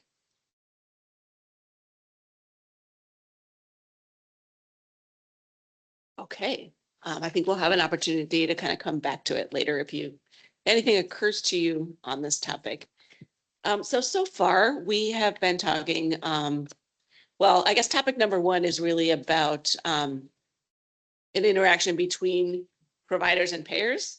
But topics 2 and 3 were like very provider focused, about ownership and consolidation. And topic number 4 is really about sort of the angle of how we regulate insurance markets in the state and thinking about how we do that and how some of the levers that insurance regulators have, or maybe that things that are being done in other states, are there ideas for how we can use the regulation of insurance to promote better affordability. So on that topic, the Provider Payer Task Force spoke a lot about not just the premiums of insurance, but also all of the out-of-pocket spending. I mean, when you buy insurance, right, you're paying the premium, but there's a lot else that goes into it. And they really emphasized the out-of-pocket spending component as a really strong influence on affordability from the patient perspective. So to make sure that we consider that as well. Again, talked about like making sure that we understand like what is driving insurance premium increases.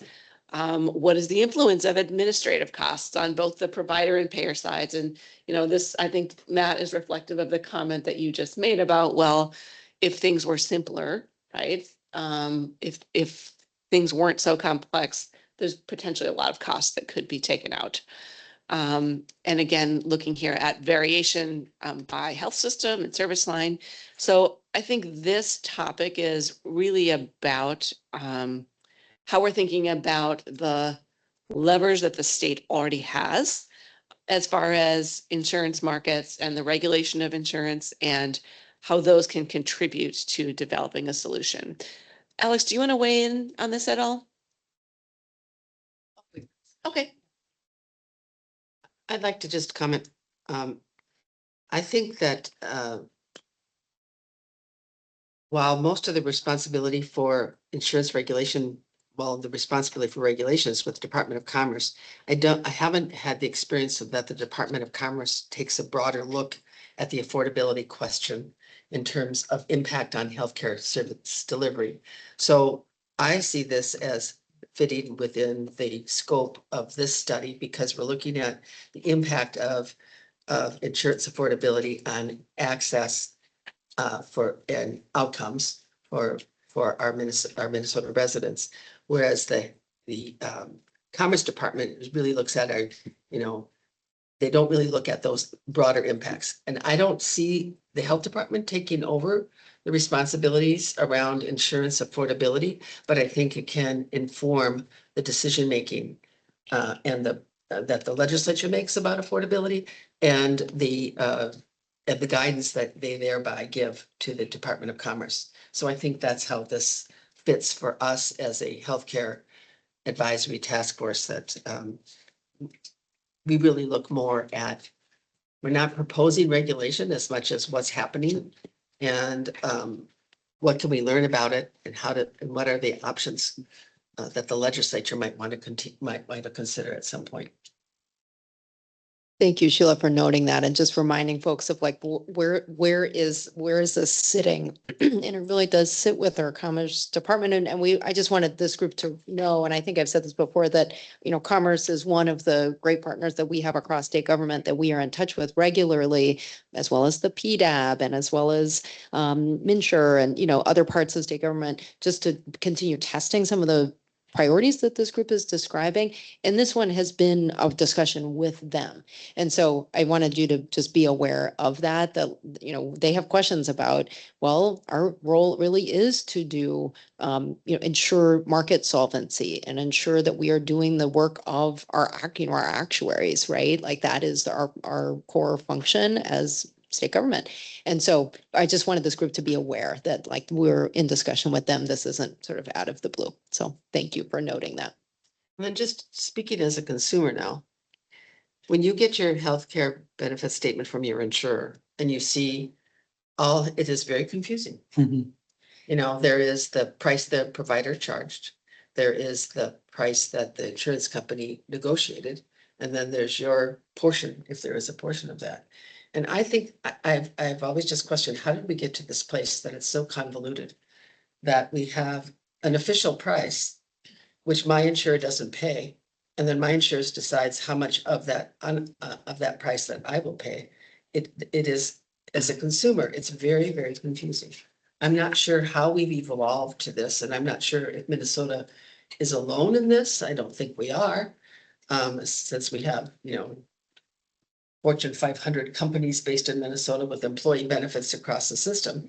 But the fact that you can negotiate prices as fluidly that are not really based on costs is very confusing. As a consumer, it's very confusing. And I would think for providers, it's very confusing. So if I do this service, for this insurer, I get paid that amount. From Medicaid, I get this amount. There's no consistency. This is Joel, Vice Winger. And it didn't get a lot of airtime at the Provider and Payer Task Force, but our CFO has brought it up. The fact that if the patient has to have multiple financial relationships within our system. So if they get through their employer, they have a financial relationship with their employer in terms of paying premium, or if they buy it on the open market, they've got it through the broker insurer. But all of the out-of-pocket becomes a new financial relationship with the hospital. And now again, another trailing effect. Well, now the provider, not just hospitals, need to have a payment collection, counseling, all of those systems in place to do that. This is a pipe dream, I'll admit, could we shift that out-of-pocket responsibility back to either the employer or the carrier to collect and just keep the provider out of it. And it takes a whole structure of overhead out of the system because those other players already have to have that financial relationship. Doesn't really change the affordability for the patient, unfortunately, but it does hopefully get at the overriding cost of managing the system.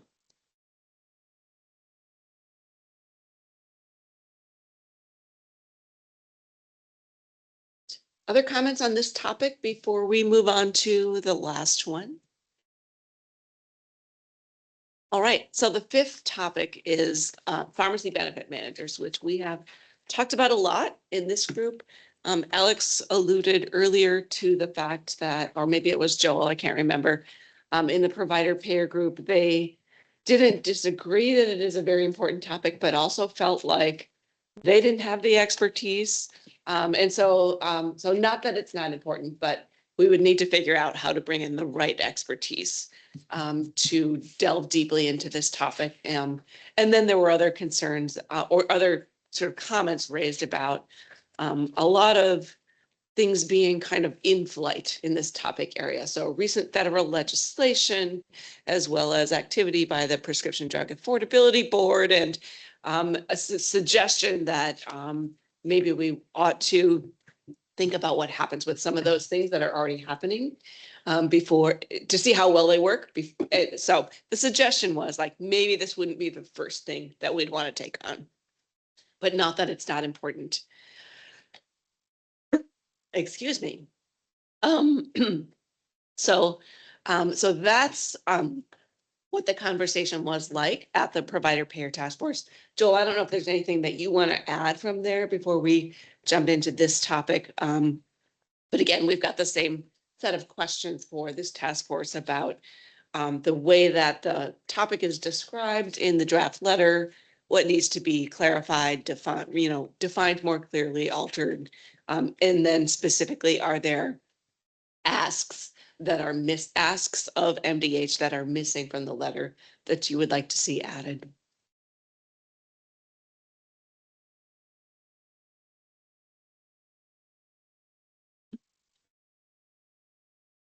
This is Mike O'Brien. Just listening to you, I'm struck by the fact that I think we all have this perception that PBMs are villains, and yet maybe the conversation should be what's the role of farmers of prescription or pharmacy in general in the cost of healthcare, of which obviously PBMs is a big piece, but I like the acknowledgement that not including the manufacturers and other distribution systems is probably an oversight on our part. I just know that I was just looking to see if Olivia had to jump off, and she did have to jump off for this last bit. But I know if she were here, she would kind of say some of the same thing, Mike, that she's eager to see this group spend some time at some stage on the broader supply chain, looking at price, looking at certainly the role of PBMs, but also other parts of the supply chain. So thanks for that comment. Just wanted to voice her perspective on that. Anything co-chairs you wanted to add? I guess the only thing I would say is I think that this is I think pharmaceutical component of healthcare. So echoing your thing, is an area where we have seen significant increase in utilization and price and cost. We've had very high profile instances of what most people would react to as saying abuse, the scurrility, where that it's the system is subject to abuse for profit motive. And just looking at the last two bullets on the previous slide, and we can't understand it. Both the folks that we have at this table, but then also the payer and provider task force, where it's the people with high levels of expertise all saying, yeah, but the pharmacy stuff is a whole different world. We don't understand it. There's spread pricing, administrative fees, it just feels like this entirely other environment that we don't understand. We've seen signs of abuses, and we see that it's increasing costs. And so I would say that this is, and putting myself in the same position, this feels like an area of suspicion.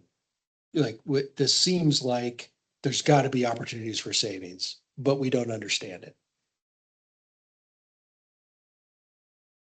What I think I hear you saying, Matt, is that we shouldn't give it a pass because we don't understand it. Right, no, it's that, I think I agree with from the provider that it is probably a different group that, or at least a different expertise, accumulation around the table to be able to thoughtfully and sort of reliably say, this is what's happening in this environment, and these are the areas where there's opportunities for improved policy, which may be just improved transparency. And that alone might be enough to be helpful and improve affordability. And so I think I'm mostly just expressing my sense of being ill-equipped.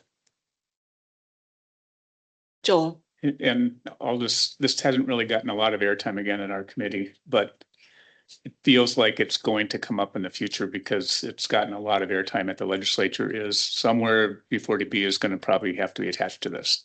Mhm. And I'll just leave it at that. I think that's going to be on our table.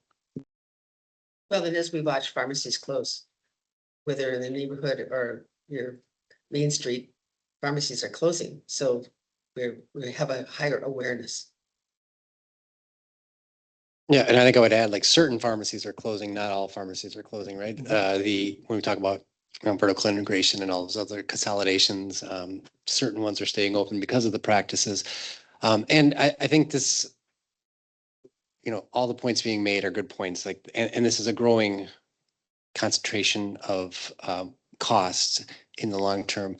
And I think some of the questions, if we were to expand this and talk more about pharma in general, like some of the questions are, and I like what Matt had either said or came close to saying in my head was, what if we actually knew, and what if we made a decision as a state or as a country or whatever it is to say, like, because of this overall cost, because of the role that in our system tends to be more of get sick than care for, right? Like then, so medicate. Anytime a prescription drug is sold at any part, it has to be public. Like we have to know how much everybody's paying for these all along the ways. And then it's not whack-a-mole with a PBM or GO, all these others. Then it's like, we actually know how much it is. And we know the pushback will be, well, that takes away our ability to compete and all of that. But we say, absolutely, we understand. Like, we don't care about your profits. We don't care about all that. But this is so integral to the success of our state that we have to know this every step of the way, and then it'll all get figured out. Like, if we want to talk about pharma and all that, we might need to take a step back and say, like, this is what we need to know.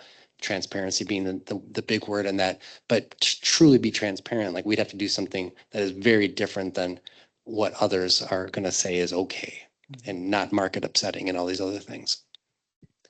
yeah, so again, coming back to the need for like more information, right? To understand like what is it we know, what is it we need to know but don't know, right? And then helps us form a plan for what to do about it. Great. So we want to make sure that we. I'm sorry to Yeah, go ahead. steal defeat from the jaws of victory. This may be one where based on the discussion, both at the Payer and Provider Task Force, but then here again today, where I'm thinking that we may want to change the language or the heading of the priority topic area to the pharmacy chain instead of just PBMs. And again, it's because there are multiple players in the chain. And I think, at least again, my own discomfort with my own ignorance, it's easy to point to a boogeyman, but I don't know if that's the only boogeyman. And it's really the chain and the complexity of the chain that I think we want the center to address. Like that. What do others think about that suggestion? Yeah, if there's value in doing that, like, I agree 100%. As do I. I think pharmacy is the fastest growing component of healthcare. So broadening it to include pharmacy is I like that. Any objections? Looking to Marie and John, just to make sure you have an opportunity, and Jamie, to make sure that you have an opportunity to weigh in on that. No, I think it's, oh, go ahead. it's good. It's really important to do that, and just not to confuse the pharmacy chain with chain pharmacies. So however the wording works is perfect for me. Services.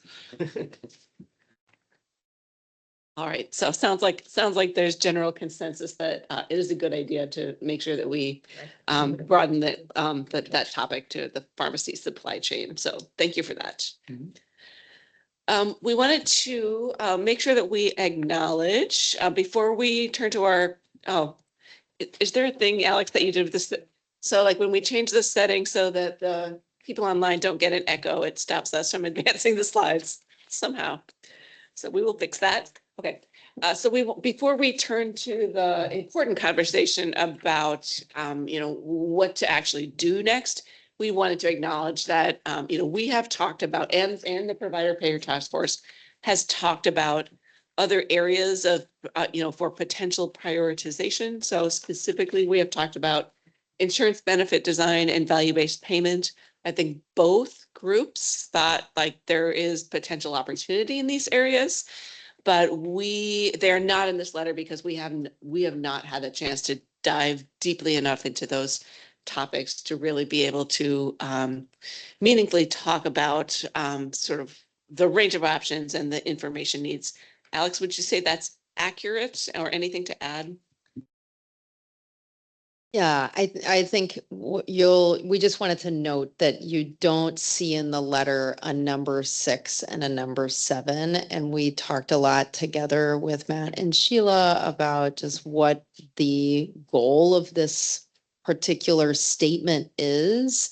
And to us, like, we're not trying to restrict or like scope the work going forward in a way that doesn't reflect what this group has been talking about, but we just haven't yet seen the clarity that would need to come from those discussions to really guide, like to steer the group in a particular direction. So that's why those aren't here. But I also know that both groups have been spending time thinking about what are the opportunities in both of those topic areas. There's been some feedback on like maybe even like blending those into like influencing how folks find high value care and avoid low value care. So I wanted to open that up, and of course, Matt and Sheila, please do chime in here just to make sure that we're comfortable with that, that this group is comfortable with how this letter is reflecting sort of the things that maybe have the most, I don't know if it's momentum, it's mostly just clarity, since I have heard this group really continue to ask for, hey, let's get into the data, let's get into the action. And like, to me, I'm hearing that happen sort of in those top 5, and these need more work and like are worthy of continued discussion, but I don't see them as sort of rising to the level of clarity. But Matt and Sheila, what more do you want to say about that? I actually think you covered it. We have a really good staff, but a limited capacity of how much they can get done. And I think it would be important for us to choose topics that are high priority, that we are ready to take on and show what we're capable of as a task force and what the staff is capable of, because that will build the credibility of the center that we're doing good work with deep attention to the topics we choose as much as we can in a complex system. So I'm very comfortable waiting on these others until we've kind of got our feet wet, got some sense of how our systems are working. And so I'm comfortable with that, but I'm open to Matt's comments or anyone else's comments about where we are. And John has his hand raised as well. So Matt, maybe if you have anything to add, and then we'll go to John. Nothing. Okay, John, go ahead. Yeah, I just don't want to lose these. I think the example that was laid out of somebody's pet and getting all the extra tests. If you had a value-based payment and you paid them for keeping my pet healthy, and they discourage them from doing additional, maybe less valued tests. I know in presenting recently with the state Medicaid group, they've got payment models that are focused on value-based payment. So when we get to actions on some of this, I do think these are maybe not things where we need information to inform decisions or ideas, but I think these are ideas that truly could affect affordability and lower cost. Yeah, thanks for the reminder of that example of exactly like these incentives related to how incentives related to volume can lead us in the wrong direction. And I agree with you that it's important not to lose sight of these topics. Yeah, John, I want to thank you too. And I am also just also want to remind this group that one of the studies that is legislatively required by the health department, led by the health economics team, is on low value care, which I know isn't quite the same thing here, but it is related in that it is intended to capture the sort of size of what do we mean by low value care? What are ways that states might consider reducing low value care? And these are some of those ways, right? And so like, I think of that moment when we publish when we're able to get to like sharing those results publicly as being a great moment for this group to like start that conversation again. So that's just something about timing that maybe we should be aware of. Great. Well, we have about 15 minutes, which I think is a good amount of time for us to talk about, to turn next to the focus of this group's work in the coming months. So, you know, given all of the feedback from the provider payer task force, the discussions that we've had about the priority topics today, we are looking for your feedback on where we should focus our efforts in the coming months. And Alex, do you have other things that you want to say to set the context for this conversation? Yeah, no, this is, you know, here we are with 18 minutes left, which I think is a great amount of time to just have a little bit of feedback from this group on what's next. And as we've talked about before, we can't do all these things at once. And so one big question we've been thinking about carefully with all 4 co-chairs of the 2 task forces is what our capacity is at the center to properly staff both task forces to do this work effectively. And so a question we have for you today is if we have capacity for probably 2 working groups. So imagine having 2 groups where both task forces are members. We need to answer a lot of questions still about exactly how these will work. And I don't have all those answers today, but we intend to by the July joint meeting. But if that's sort of where we are headed in the fall and into the spring, what would those 2 working groups look like to really dig into the content here? And so like one way to think about it is, okay, we have 5 choices. Which 2 things do we want to do? I think that's one way to think about this.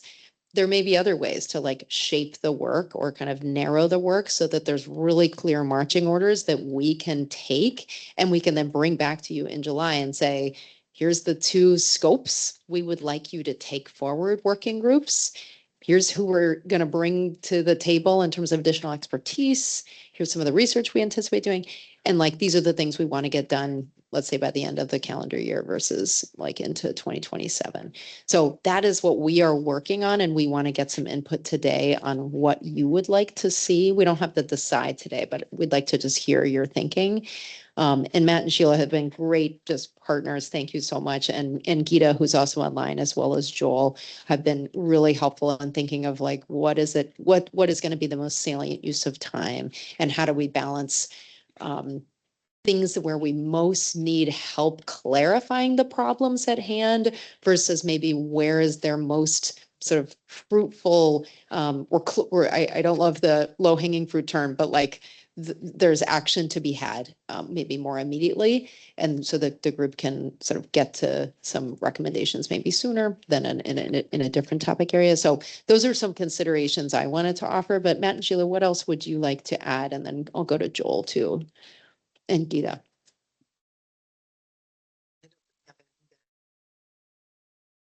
I guess it would be maybe if Alex, if you could give us a sense of what you envision, what kind of a time commitment you envision the task force members to have, and what I'm assuming we're looking at members from both of these 2 task forces, and what size of a working group are you thinking? And then I assume that based on the priority topics, we want members who have some level of expertise. And are you also thinking that the task forces would be only, these work groups would be only members of the task forces? So can you just, what's staff been thinking about? Yeah, Sheila, thank you for the question. And I wish I had really clear, like a slide to put up that gives all of those answers. And the reason we don't is because we'd really like to get some thinking together with all four co-chairs to really nail that down. I think one question that we've asked ourselves is the extent to which the task force members should be the members of the working group versus other leaders. And that's something that we haven't fully sort of scoped out, but something that we thought about is the fact that both task forces should probably be involved in these working groups as opposed to having like 4 different groups or something like that. So like that's, I think, a decision that I think we're close to. But in terms of size, in terms of like frequency, I think in terms like it kind of comes down to our capacity. And so I think of both of these task forces still being good. It would be worthy for them to continue to come together in this context, the way that we've been doing, probably not quite at the same cadence, so that we can have time for the working groups to do some work and then report back. But those are some things that we've thought about, but I don't know that we have a lot of answers yet for you on like size. So my reaction is frequency. taking this group, we've met about every other month. It takes a while for a group to form. And I think both of the task forces are at the place now where we kind of understand our mission and we know each other a little bit. We've kind of formed. So having work groups that have that common base rather than adding external actors or participants, it's probably smartest right now to ask the existing task force members if they're willing to serve on a work group. And that's kind of my reaction. And then in terms of the priority, I feel like I want to say, what are you feeling you're most ready to take on? Because I think an important thing for overall for this whole process is to have an early success, to take some things that maybe are not the foundational, fundamental, grand, deep dive into healthcare systems reform, but are things where we can build our relationship, build capacity, build expertise, and have some success. I think we want to be able to go back to the legislature next year and say, here's how this is the standing. Here's the successes we've had. Here's where the direction we're taking. And we are at your service, to the commissioner and to the broader community. We're at your service. And once we've had some success, then I think you will hear more from the broader community and from the legislative bodies and maybe from other state agencies. Here's a problem we see. Can you take a look at this? Or here's something we're working on. Do you want to add your thoughts about pharmacy benefit management to the work we're doing? So I think early success is important. I think building on what we've adding to what we've built so far is probably the smartest way to go. And then asking you as staff, which topics are ripe? Yeah, and I'm happy to respond to that, but I also want to open up for others to just weigh in a little bit on where you've felt there is an opportunity to start. Given I hear you, Sheila, noting the desire to get some early wins as opposed to opening something that is going to take maybe a year to get to any sort of clarity. Like I hear you saying that maybe that's not, Yeah, we need early maybe wins to show the value. And I'm thinking of, I'm thinking of Marie, who has years of experience in various health capacities and knowing how our health department works and knowing how things are going to be in flux. So I don't have very informed opinions. I'm calling on Marie and others who have more experience to make their own comments on what you think the next steps are. Matt, you have a lot of experience as an administrator. I think, I don't know, that's, but intuitively, and so not necessarily the most thoughtful, but it seems to me like The affordability measures, while difficult and sort of robust, I feel like the task force could have conversations about those with you, and that you have access to resources that already have a lot of this. It's a matter of sort of what should we pick and what are the pros and cons of those. I don't think we need a working group to go through that, so I don't think it's going to be as valuable.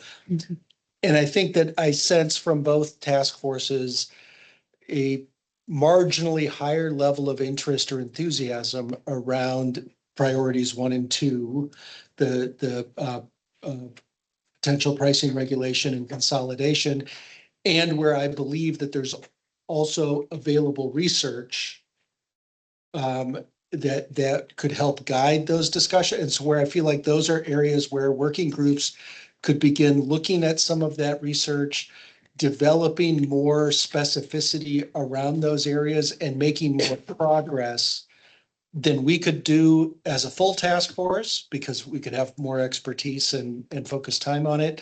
And that they would make more progress than in some of these other areas, like the private equity. Well, research is going to be hard there. I mean, it's going to be hard to find the data. It's going to be hard to know what the ownership say. And so I just feel like some of the other areas are going to be harder to get started. But I don't know if that's, I'm, like I said, that's just my sort of knee-jerk reaction more so than. Yeah, Matt, thank you. And we do have a comment from John. John, you want to start? Yeah, I guess I come back to your North Star about cost, and we want to have cost increases less than whatever we benchmark. And tying into that first priority, I think it's to Matt's point, you've got a lot of resources. I think let's take that data, given what we said our priorities are, we need to call it down to give us a starting point. So I mean, if you're looking for people to raise hands or something, I'm not sure what you're looking for, but I think a task force there, I'd be happy to help with calling through the data and figuring out how we're going to measure where we have been and where we're going. And, anyway, is that what you're looking for? Yeah, John, thanks for like volunteering. And I think what I would want to know is where would you want to start? So if we had capacity for, let's say, 2 working groups, what would be the topics that you would want to start with? Do you want to offer anything at this time? Well, again, back to you identified 2 things you were going to present as our North Stars, and one of them was having costs lower than whatever. Well, if that's one of your 2 North Stars, what's our baseline? What are we going to measure? And so I think some combination of the other group and ours, calling through what Mathematica or other resources you have. We have a lot of data. What does Minnesota Community Measures have? What do we readily have available? What are other states using for benchmarks, et cetera? I think having some team with your resources doing a lot of legwork, and let's spend a few hours in a room going through the data and what gives us a good starting point. So just a thought I had. Thank you. And Marie, what do you want to add? Yeah, thanks. I mean, I was going to also weigh in on needing to spend some significant time, and I think it would be time very well spent on defining that North Star. I think it's tricky, and that we could actually add a lot to the affordability conversation and work if we actually came up with something. Sheila mentioned a dashboard. We've talked about benchmarks. We've talked about goals. And I've told you I'm uncomfortable with not clarifying some of our implicit assumptions. The way we have it stated now, the implicit assumption is that we're spending enough money in healthcare. And that adding more to our growth in healthcare won't produce any value. Or another way of stating it is that we can get the value we need out of what we're already investing in healthcare. And while that might be true, it also might not be true. And I think we can add a lot, and it's not going to be a simple task coming up with a very important North Star on affordability, healthcare cost, and growth. So that's one, and very important one, I think. And then the other one that I would just add is, I don't know if it's a working group or what it is, but by necessity, we've grounded ourselves in kind of what other states are doing, what Minnesota's done in the past around some of these issues, which precludes us from really, you know, skating to where the puck's going to be in healthcare. What is that future health system going to look like? And what are some of the challenges and solutions for that future system going to be? Like, where would our tried and true ways that we regulate, or ways that we produce information, or whatever it's going to be, where's that going to not meet up with where our healthcare system is going to be in the future? And again, that takes a lot of time and energy to think about that and think that way and bring in the experts who can. And so I think that would be time well spent for a group that's going to, produce actions into the future. Marie, thank you. And I think we are almost at time, and we do have a message from Wilder asking us to please be prompt in leaving today. They do have another meeting right after this, so I want to be respectful of that, and of course respectful of all of this group's time. Really excellent input today. I want to take a moment to thank our co-chairs, especially for I know they were on the phone last night at 8 p.m. I know that Joel and Keita have been doing a lot of work on the back end, just like making sure that we have a really nice sort of setup for this group to have an effective conversation. So I just want to thank them for their time and thinking and partnership in and outside of this room. And I also want to thank this group of task force members, also members of the provider and payer group who are listening in, for just the discipline and patience of getting here. I know that it can be hard to sit in a room on a beautiful day, and just want to thank you for your continued attention to this, and just your continued openness to working together on this. And congratulations also on getting to this place. We're getting there soon. This will become public soon. We'll have an opportunity to look back at these, at the letter. Do you mind just advancing the slides, Julie, so that we're just giving people a sense of what's coming? Do you have to change the meeting? Sorry, thank you. Oh, I can do it. Thanks. And so the letter will become public in the coming couple of weeks, and we will have an opportunity that we are really excited about coming back into this room with the full task forces together to have an opportunity to just look ahead. So we're looking forward to that, and can certainly share with you more then about the specifics of what we're thinking the work ahead will look like. Anything else before we depart? Co-chairs, any final words? I would just like to invite Representative Ryer to give us feedback, maybe not at the moment, but when you have a vision of what you're trying to create and you observe it, are we coming close or not? And some feedback would be welcome. Thank you. My short answer, just for people on the phone too, I'll speak loudly, is that I've really appreciated the conversation, the scope of it, the intellectual inquiry that's going into this curiosity. And I can't wait for the 28th of July to continue it. Thank you. Thank you. Excellent. Thank you all, and enjoy the rest of your day. We'll see you soon. Thank you.